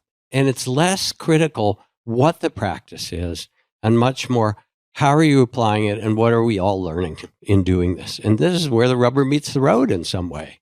And again, it goes back to that definition of enlivenment or enheartenment or something that's not enlightenment. But how do we learn to love in the midst of all of this? I've come to feel, I'm excited about this because I have realized for myself, if I have, and I realize it's not the same thing, but group dinners with, let's just say 3 friends, 2-3 nights a week, that does just as much for me, maybe more in some cases than short meditations on a daily basis. Just having that support. And I'm not saying they're mutually exclusive. I do both as of right now. But that social cohesion for us monkeys on this spinning rock in the middle of the cosmos is easy to perhaps forget in the frenzied, individualistic prism within which we live in, say, the United States. It's easy to forget the value of something that is so obviously in front of us, but so often lost in the wake of, in my case, this quest for productivity and so many other things. So I'm excited to take a look at this myself. cloudsangha.co, and the spelling again for folks, cloud, SANGHA.co. I have some notes in front of me, and this has been something on my list to ask about, and maybe you've already brought it up. It certainly includes a name that has already come up. So Ram Dass, formerly known as Richard Alpert, flunking the course. Ram Dass and flunking the course. This is a cue that I have in front of me. What does flunking the course refer to? So Ram Dass was a very close friend for a lot of years, and I've known him in his different incarnations when he was Baba Ram Dass, just back from India, having written that bestseller, Be Here Now, that opened a lot of people's eyes about how he'd been the Harvard professor, and then he took LSD and said, oh, whoa, it's a bigger game than this. And then he met his guru in India and all of that. And he came back in his robes and his beard and beads as sort of the guru, Baba Ram Dass. And one of my favorite early Ram Dass stories is there he was teaching a whole crowd, and he was articulate and funny and very self-deprecating, which is part of why we loved him, because he would confess his neurosis publicly and everyone would go, oh, me too, right? Because there's a common humanity. And one woman was sitting in the front row, an older woman, and waved her hand and said, "Hey, Ram Dass." So he called her and she said, "Hey, there you are in the white robes and doing this whole Hindu guru thing. Aren't you Jewish?" And Ram Dass said, well, yes, I was born Jewish. I was bar mitzvahed. She said, "So what about it?" And he said, "Well, there's beautiful things in it. There's the Kabbalah and all the mystical teachings, and there's the Hasidic masters who are like Zen masters. There's a lot that's great in it." And then he looked at her and he said, "But remember, I'm only Jewish on my parents' side." And he was very witty, but it was also profound, because who we are is not limited by our parents or our history. Who we are is much bigger than that. So then Ram Dass evolved over his life, starting Seva Foundation and, working to combat blindness in Nepal and India. For now 6 million people who've been blind can see, and all kinds of other stuff.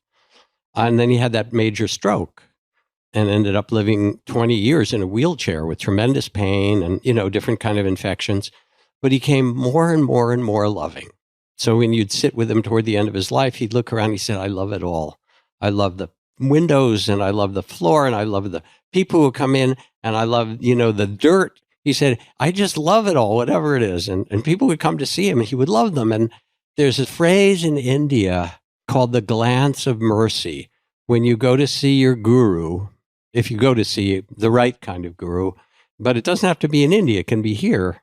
They look at you and somehow they see through you. They see all your life, you, Tim, your strengths and your neurosis and your productivity, the rat in the wheel going around making it spin faster, God save us.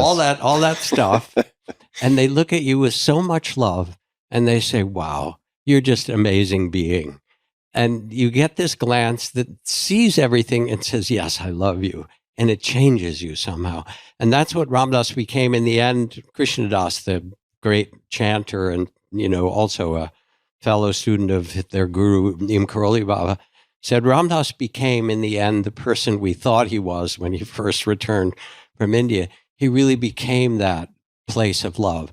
Now I've gone on and I haven't answered your question because I've forgotten it as I've been waxing about the pleasure of being... Flunking the course. Oh, yes. So I went to see Ram Dass after I'd had a couple of events where I fell over on stage and was unconscious for a while and opened my eyes eventually. And, I was surrounded by all the doctors who were part of the audience and so forth. And I got all these workups and I had a lot of tremors and I got misdiagnosed as having something like ALS. I was going to die relatively quickly and I would have dementia with it.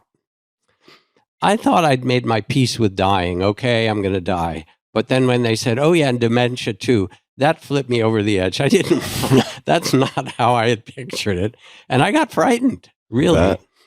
And I remember sitting with my daughter after I got that and crying a little bit and thinking, okay, here we go into dementia land along with tremors and my body going out of control. And then, a couple of weeks later, I got more tests and turned out that was the wrong diagnosis. And I'm okay. I'm fine. I'm just aging like everybody. But I went to see Ram Dass and I told him that story. And I said, I thought I was cool with death. I'd done all these meditations in the monastery, sitting with dead bodies and my own practice. And then when the dementia came in, I got frightened. And he looked at me, he laughed, and he said, "Oh yeah, I flunked the course a number of times."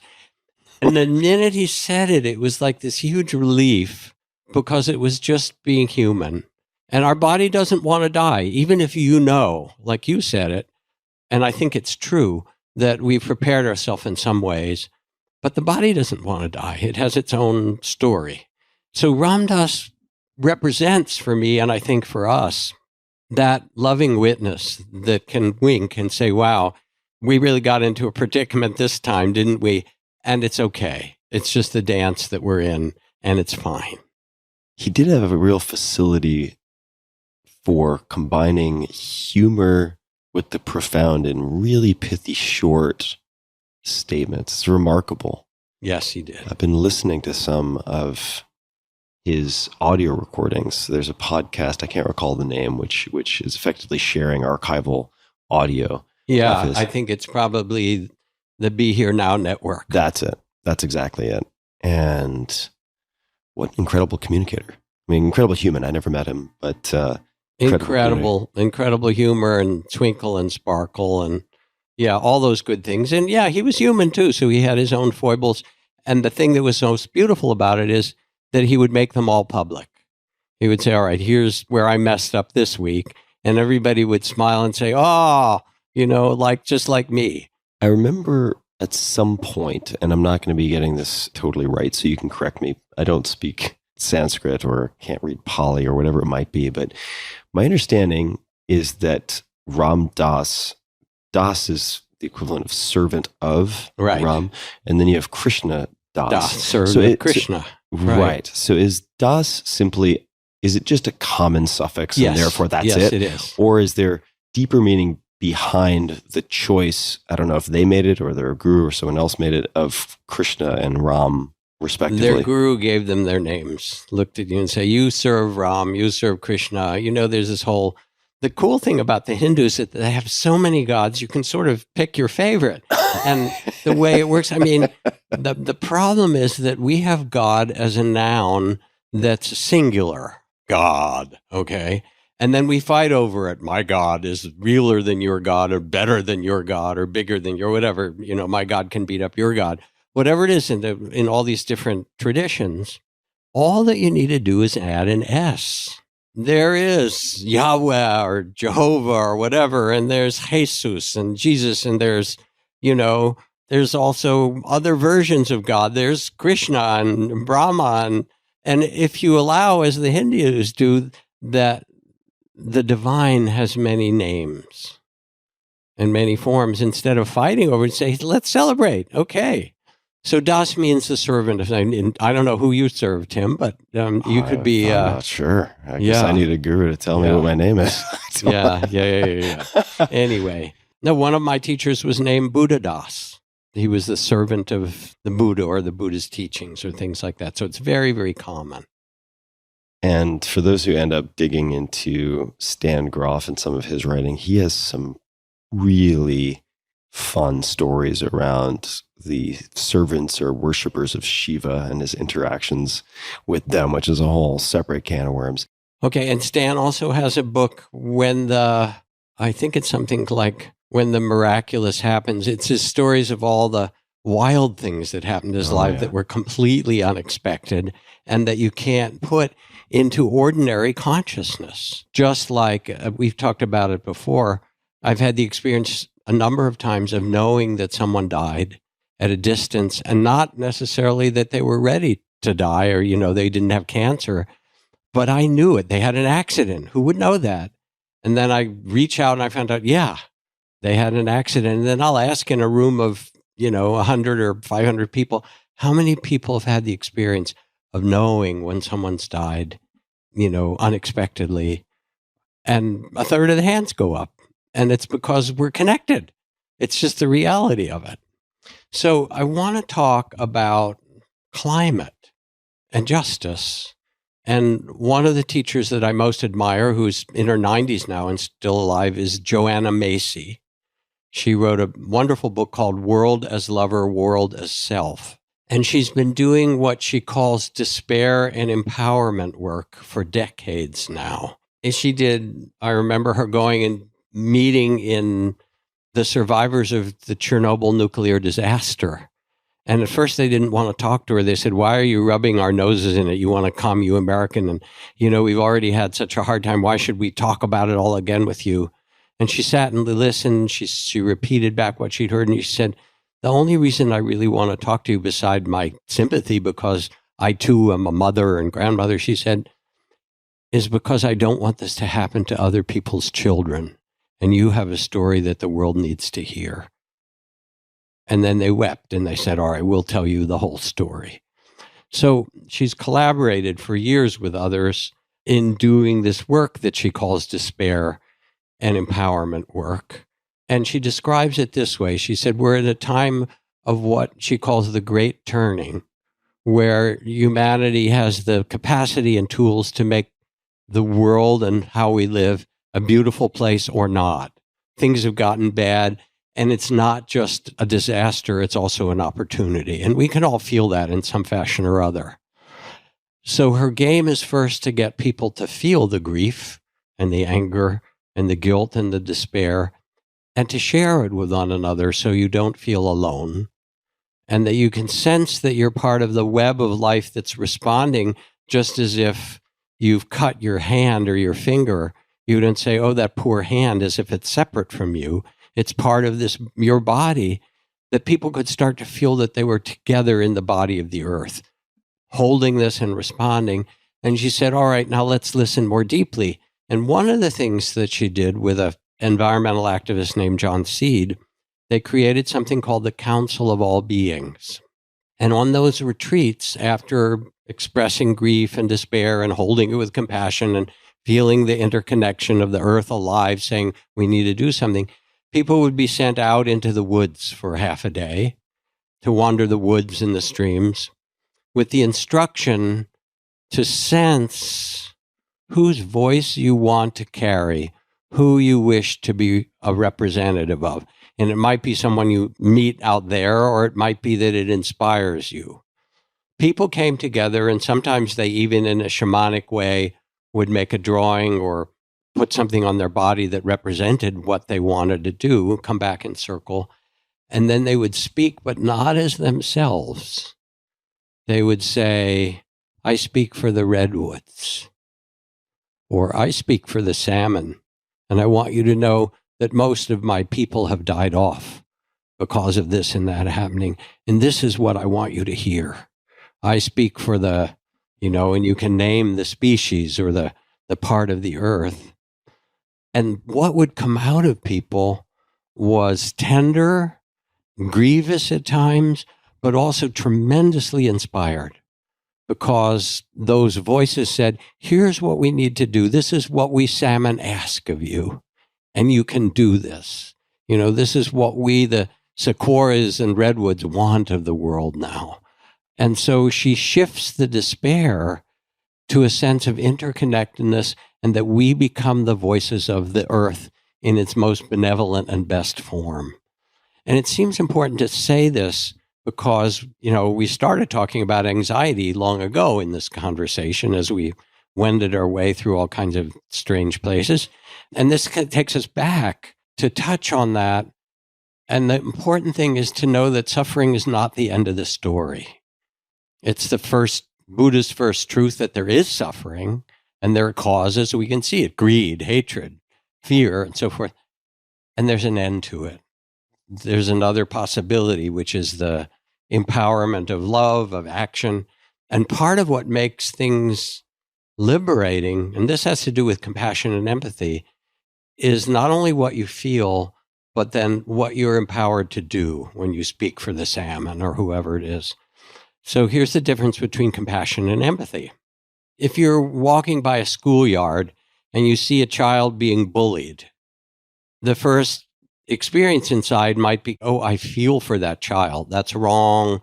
I feel they're suffering. So you have a kind of connection, an empathetic connection with that child. Oh, I'd hate to feel that. I don't want children to feel it. You feel with them. Come means with passion. That's not enough. Compassion, it turns out, is a verb. You have the first step is empathy. The second step in compassion is you walk over and you talk to them, or you go to the teacher, or you go into the office and you say, the kids on the playground are bullying people. You not only feel it, and you let yourself enter in a communion, if you will, with what you see, but then something in you feels empowered to say, let me reach out my hand. You don't have to fix the whole world, but you can reach and mend the places that you can touch. And it doesn't have to be a lot. And just like you've come to LA and decided to be social rather than solo, and it makes a difference. Reaching your hand out and touching or doing something empowers you, and it changes the world. I think that's a tremendous place to leave people with that as a closing comment for food for thought. Is there anything else, though, that you would like to add, Jack? Oh, maybe 108 other things.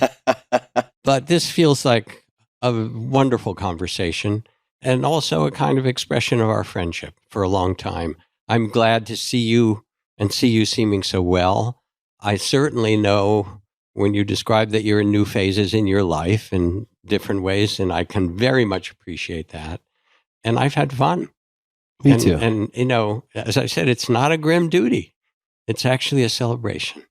It is a celebration, and I think I'm going to also set a brief for the defense, the poem by Jack Gilbert, as a reminder so that I reread and reread and reread that. It's a really potent reminder, and I think it's catching me at a good point in my life, so hopefully that's true for other people as well. Jack, people can find you online, Jack Kornfield, that's the KORNFIELD.com, Twitter at Jack Kornfield, Instagram Jack_Kornfield.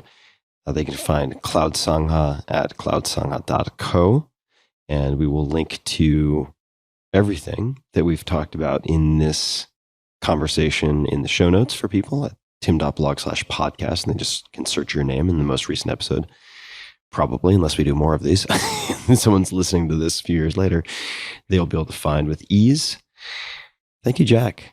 Thank you, Tim. What a pleasure. So nice to see you. What a pleasure. And to those listening, until next time, be just a little kinder than is necessary to others and to yourself.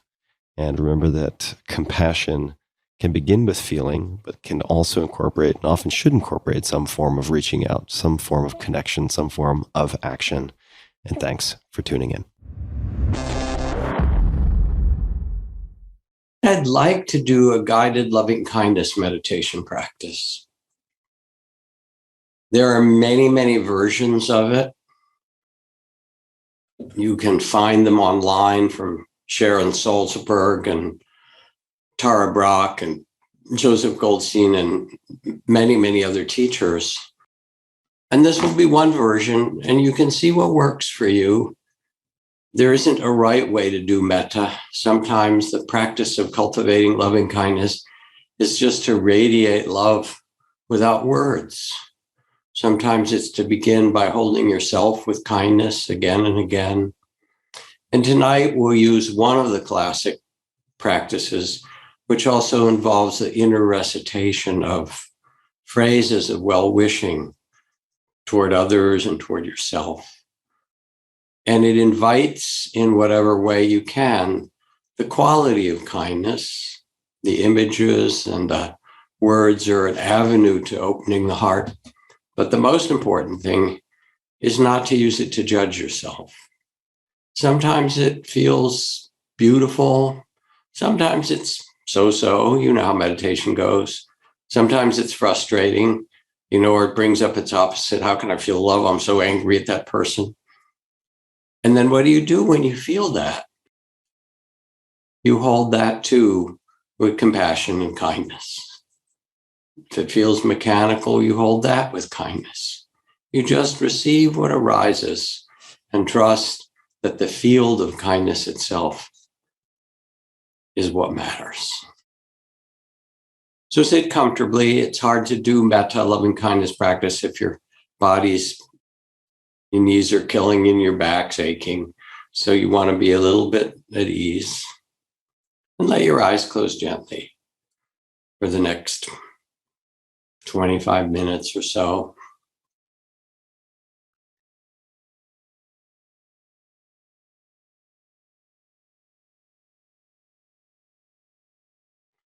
And first, as you settle yourself, let the body relax at ease. Let the eyes and face be soft. Loosen the jaw. Maybe roll your head in a circle a little to release your neck and let it find a simple upright.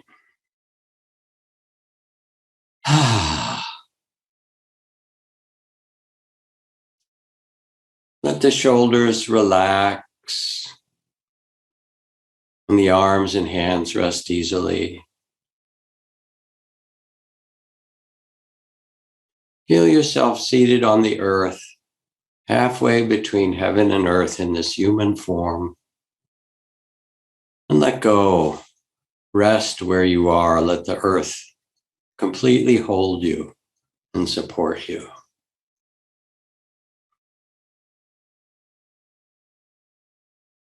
Let the belly be soft and the breath natural.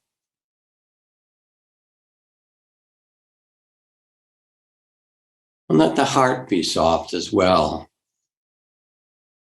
so that you invite a quieting of the mind and a tenderizing of the heart.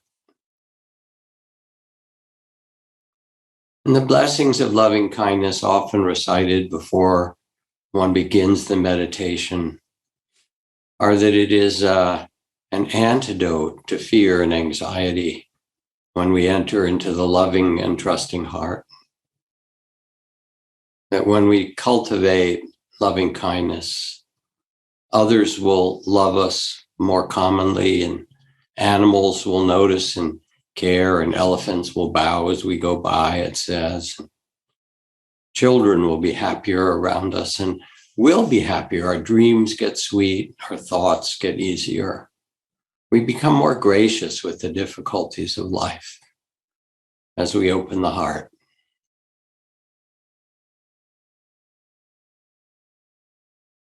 And now take 2 long breaths,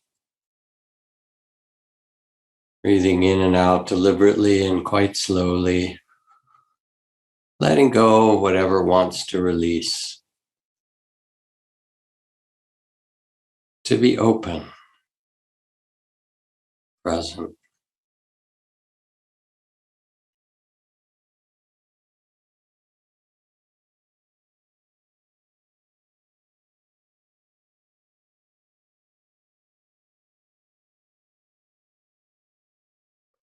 And now in this present moment, letting yourself settle and setting the intention to awaken the field of loving kindness. Let yourself think of or picture, or remember someone that you care about where it's easy, not a conflicted relationship, but someone where it's easy to feel a natural care and love.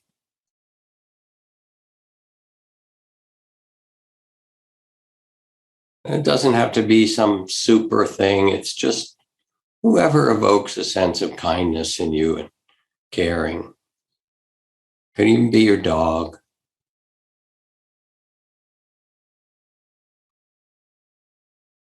And when you remember or think of this being, likely a person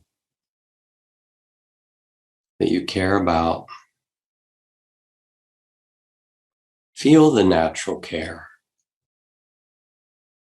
As you picture them, remember them.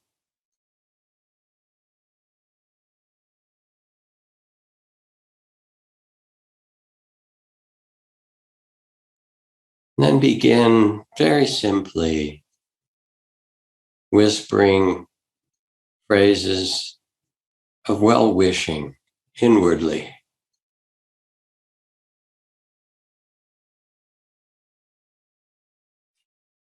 May you be filled with loving kindness.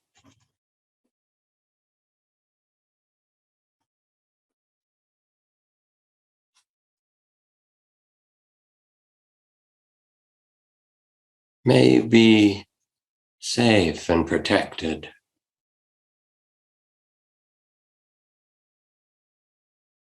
And feel your care as you say these things.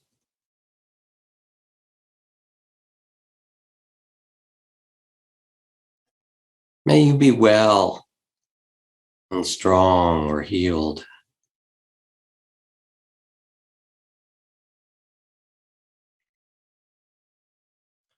Be aware of the struggles in their life, the measurable struggles like all human beings. And feel the tender compassion that comes with what they struggle. May you hold your struggles in compassion.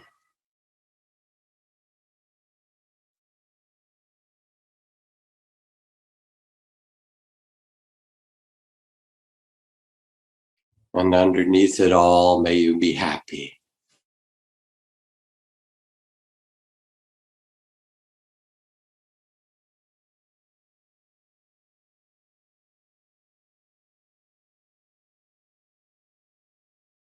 May you be filled with loving kindness.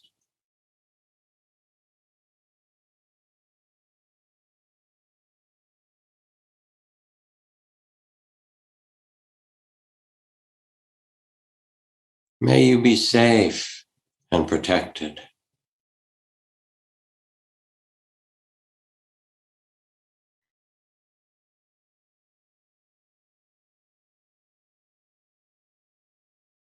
May you be well and healed, and strong.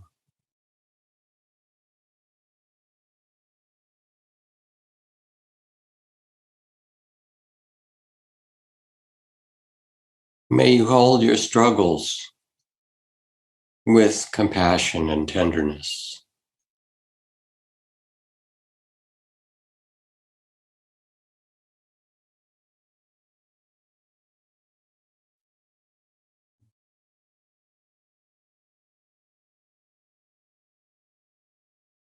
May you be happy, peaceful and happy.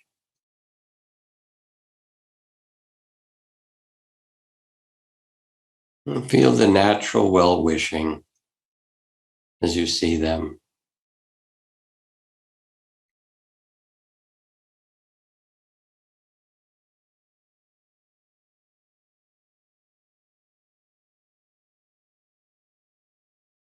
Now pick a second person or second being where there's a natural caring and love, again, uncomplicated and easy.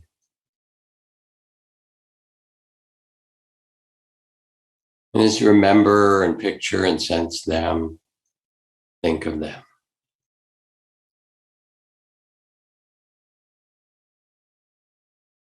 Offering the same well wishes.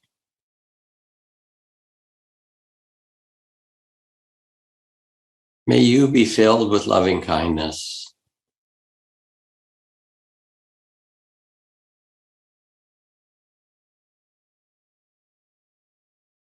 May you be safe and protected.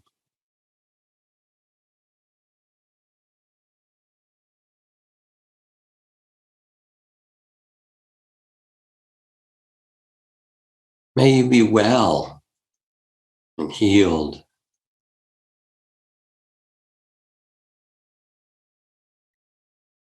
Strong.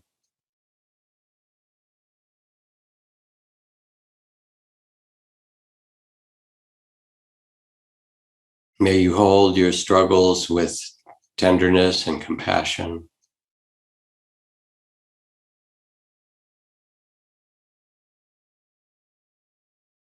Courage.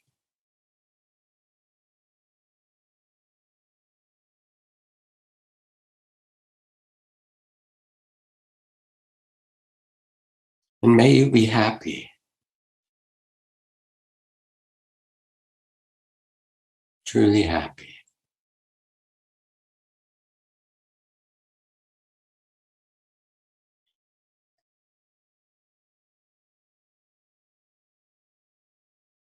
Now let yourself imagine, picture that these two beings that you care about are there in front of you, gazing back at you with eyes of kindness. For they want to wish for you the same loving kindness you extended to them. And together they gaze at you and they whisper, may you too be filled with loving kindness. Receive it, imagine their blessing, their kindness toward you. They want you to have this.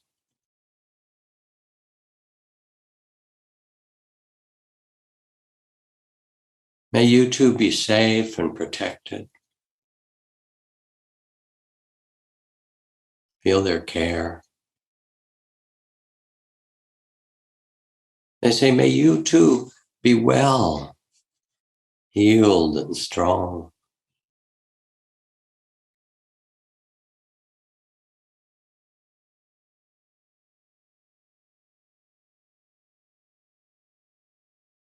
May you too Hold your struggles with compassion and kindness.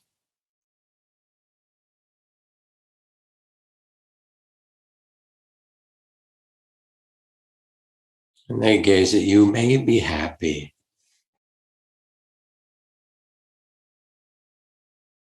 Like blessing you, may you be happy amidst it all.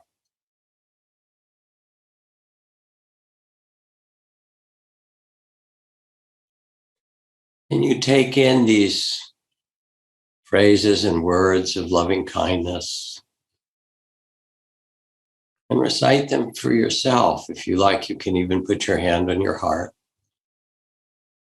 And just as they wish for you, these people who you care about, they care about you as well. May I be filled with loving kindness as they wish.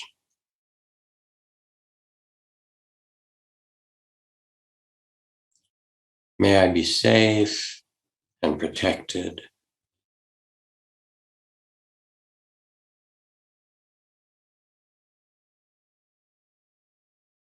May I be well, healed and strong.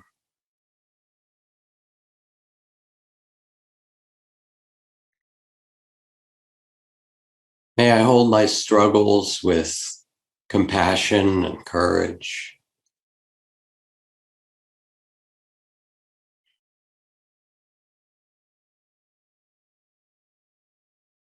And may I be happy, free and happy, heart and spirit.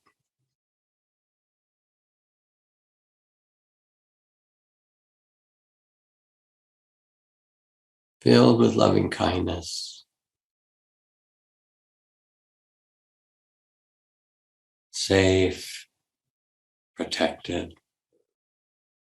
May I be happy.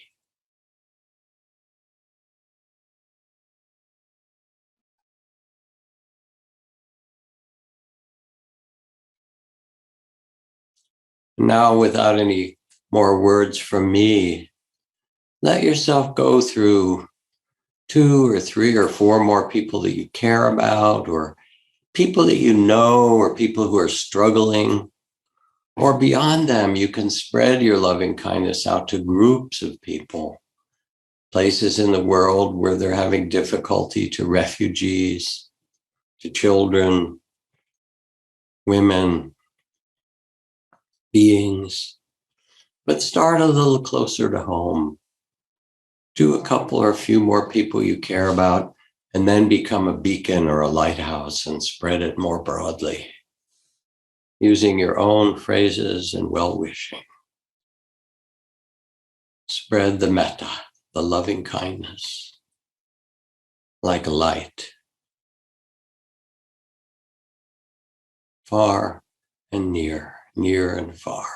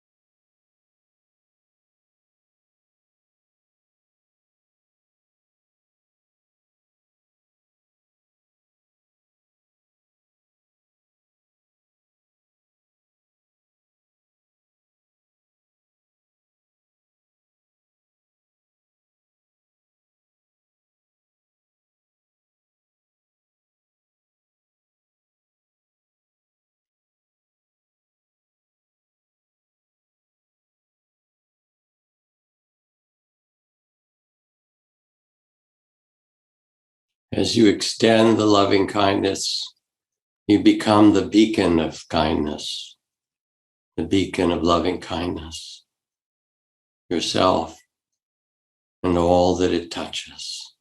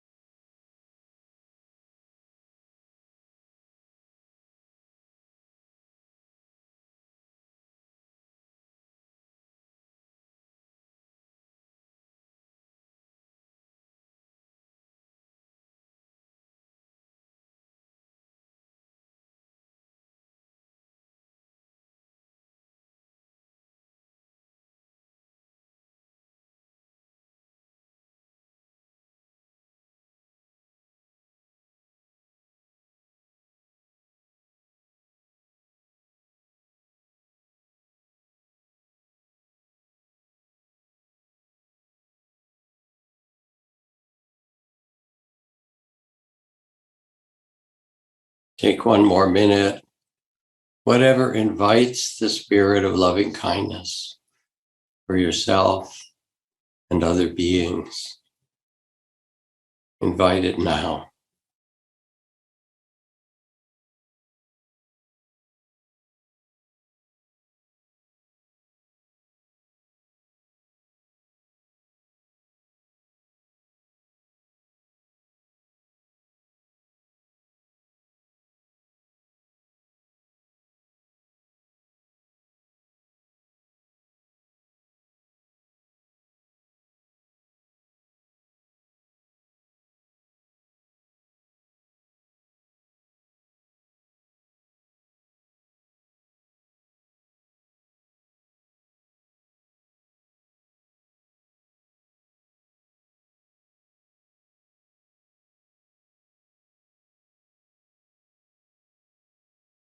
Now, keeping the spirit of loving kindness, allow your eyes to open gently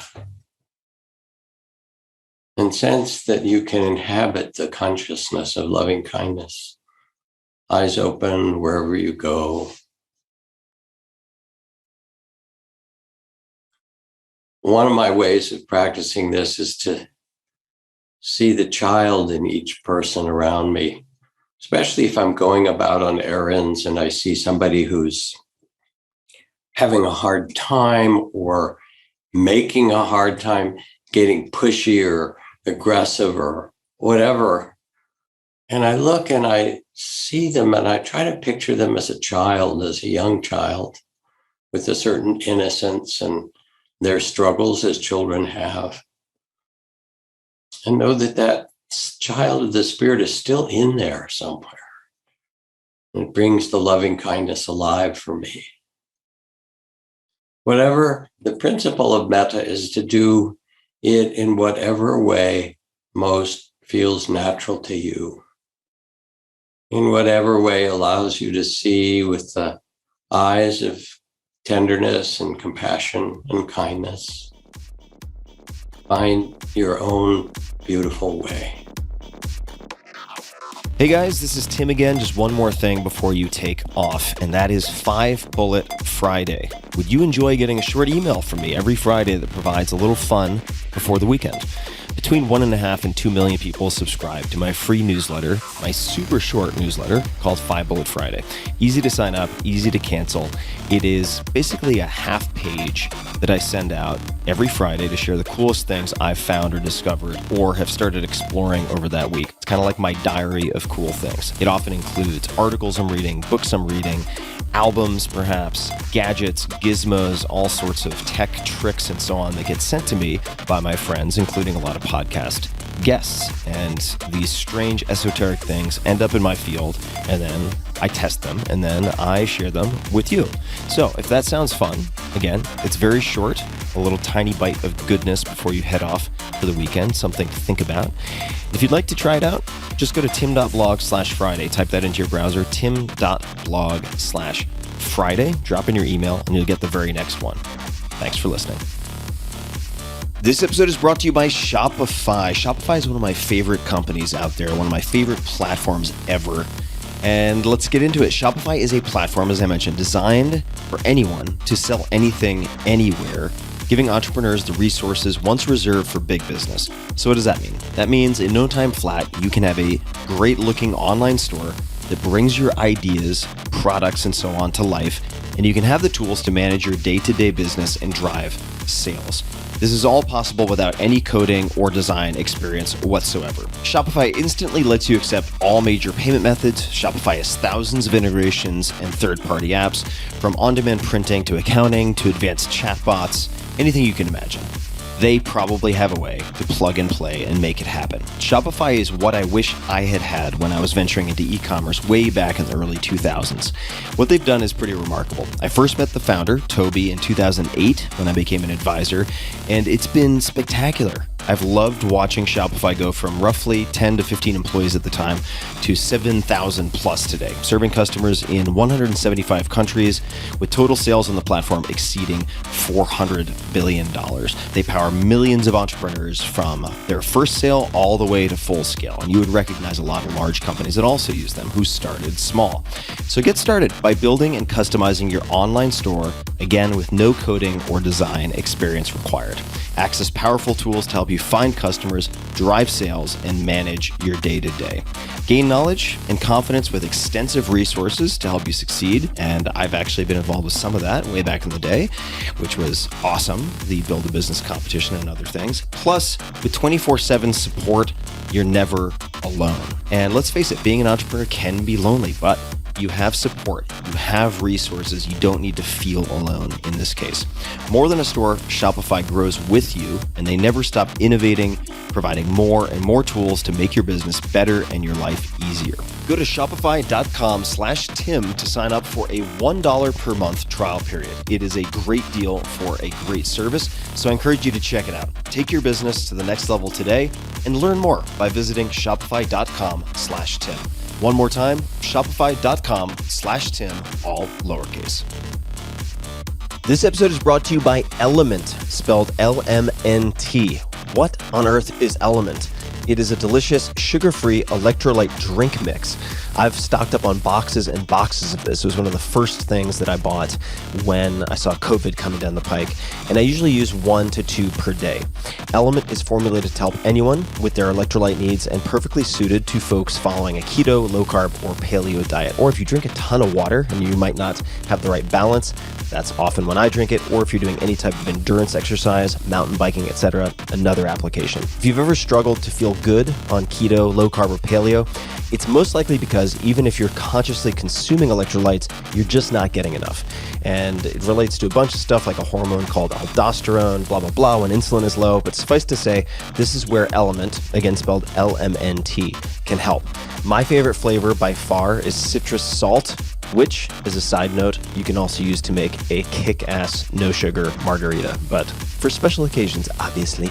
You're probably already familiar with one of the names behind it, Robb Wolf, R-O-B-B, Robb Wolf, who is a former research biochemist and 2-time New York Times bestselling author of The Paleo Solution and Wired to Eat. Robb created Element by scratching his own itch. That's how it got started. His Brazilian jiu-jitsu coaches turned him on to electrolytes as a performance enhancer. Things clicked, and bam, company was born. So if you're on a low-carb diet or fasting, electrolytes play a key role in relieving hunger, cramps, headaches, tiredness, and dizziness.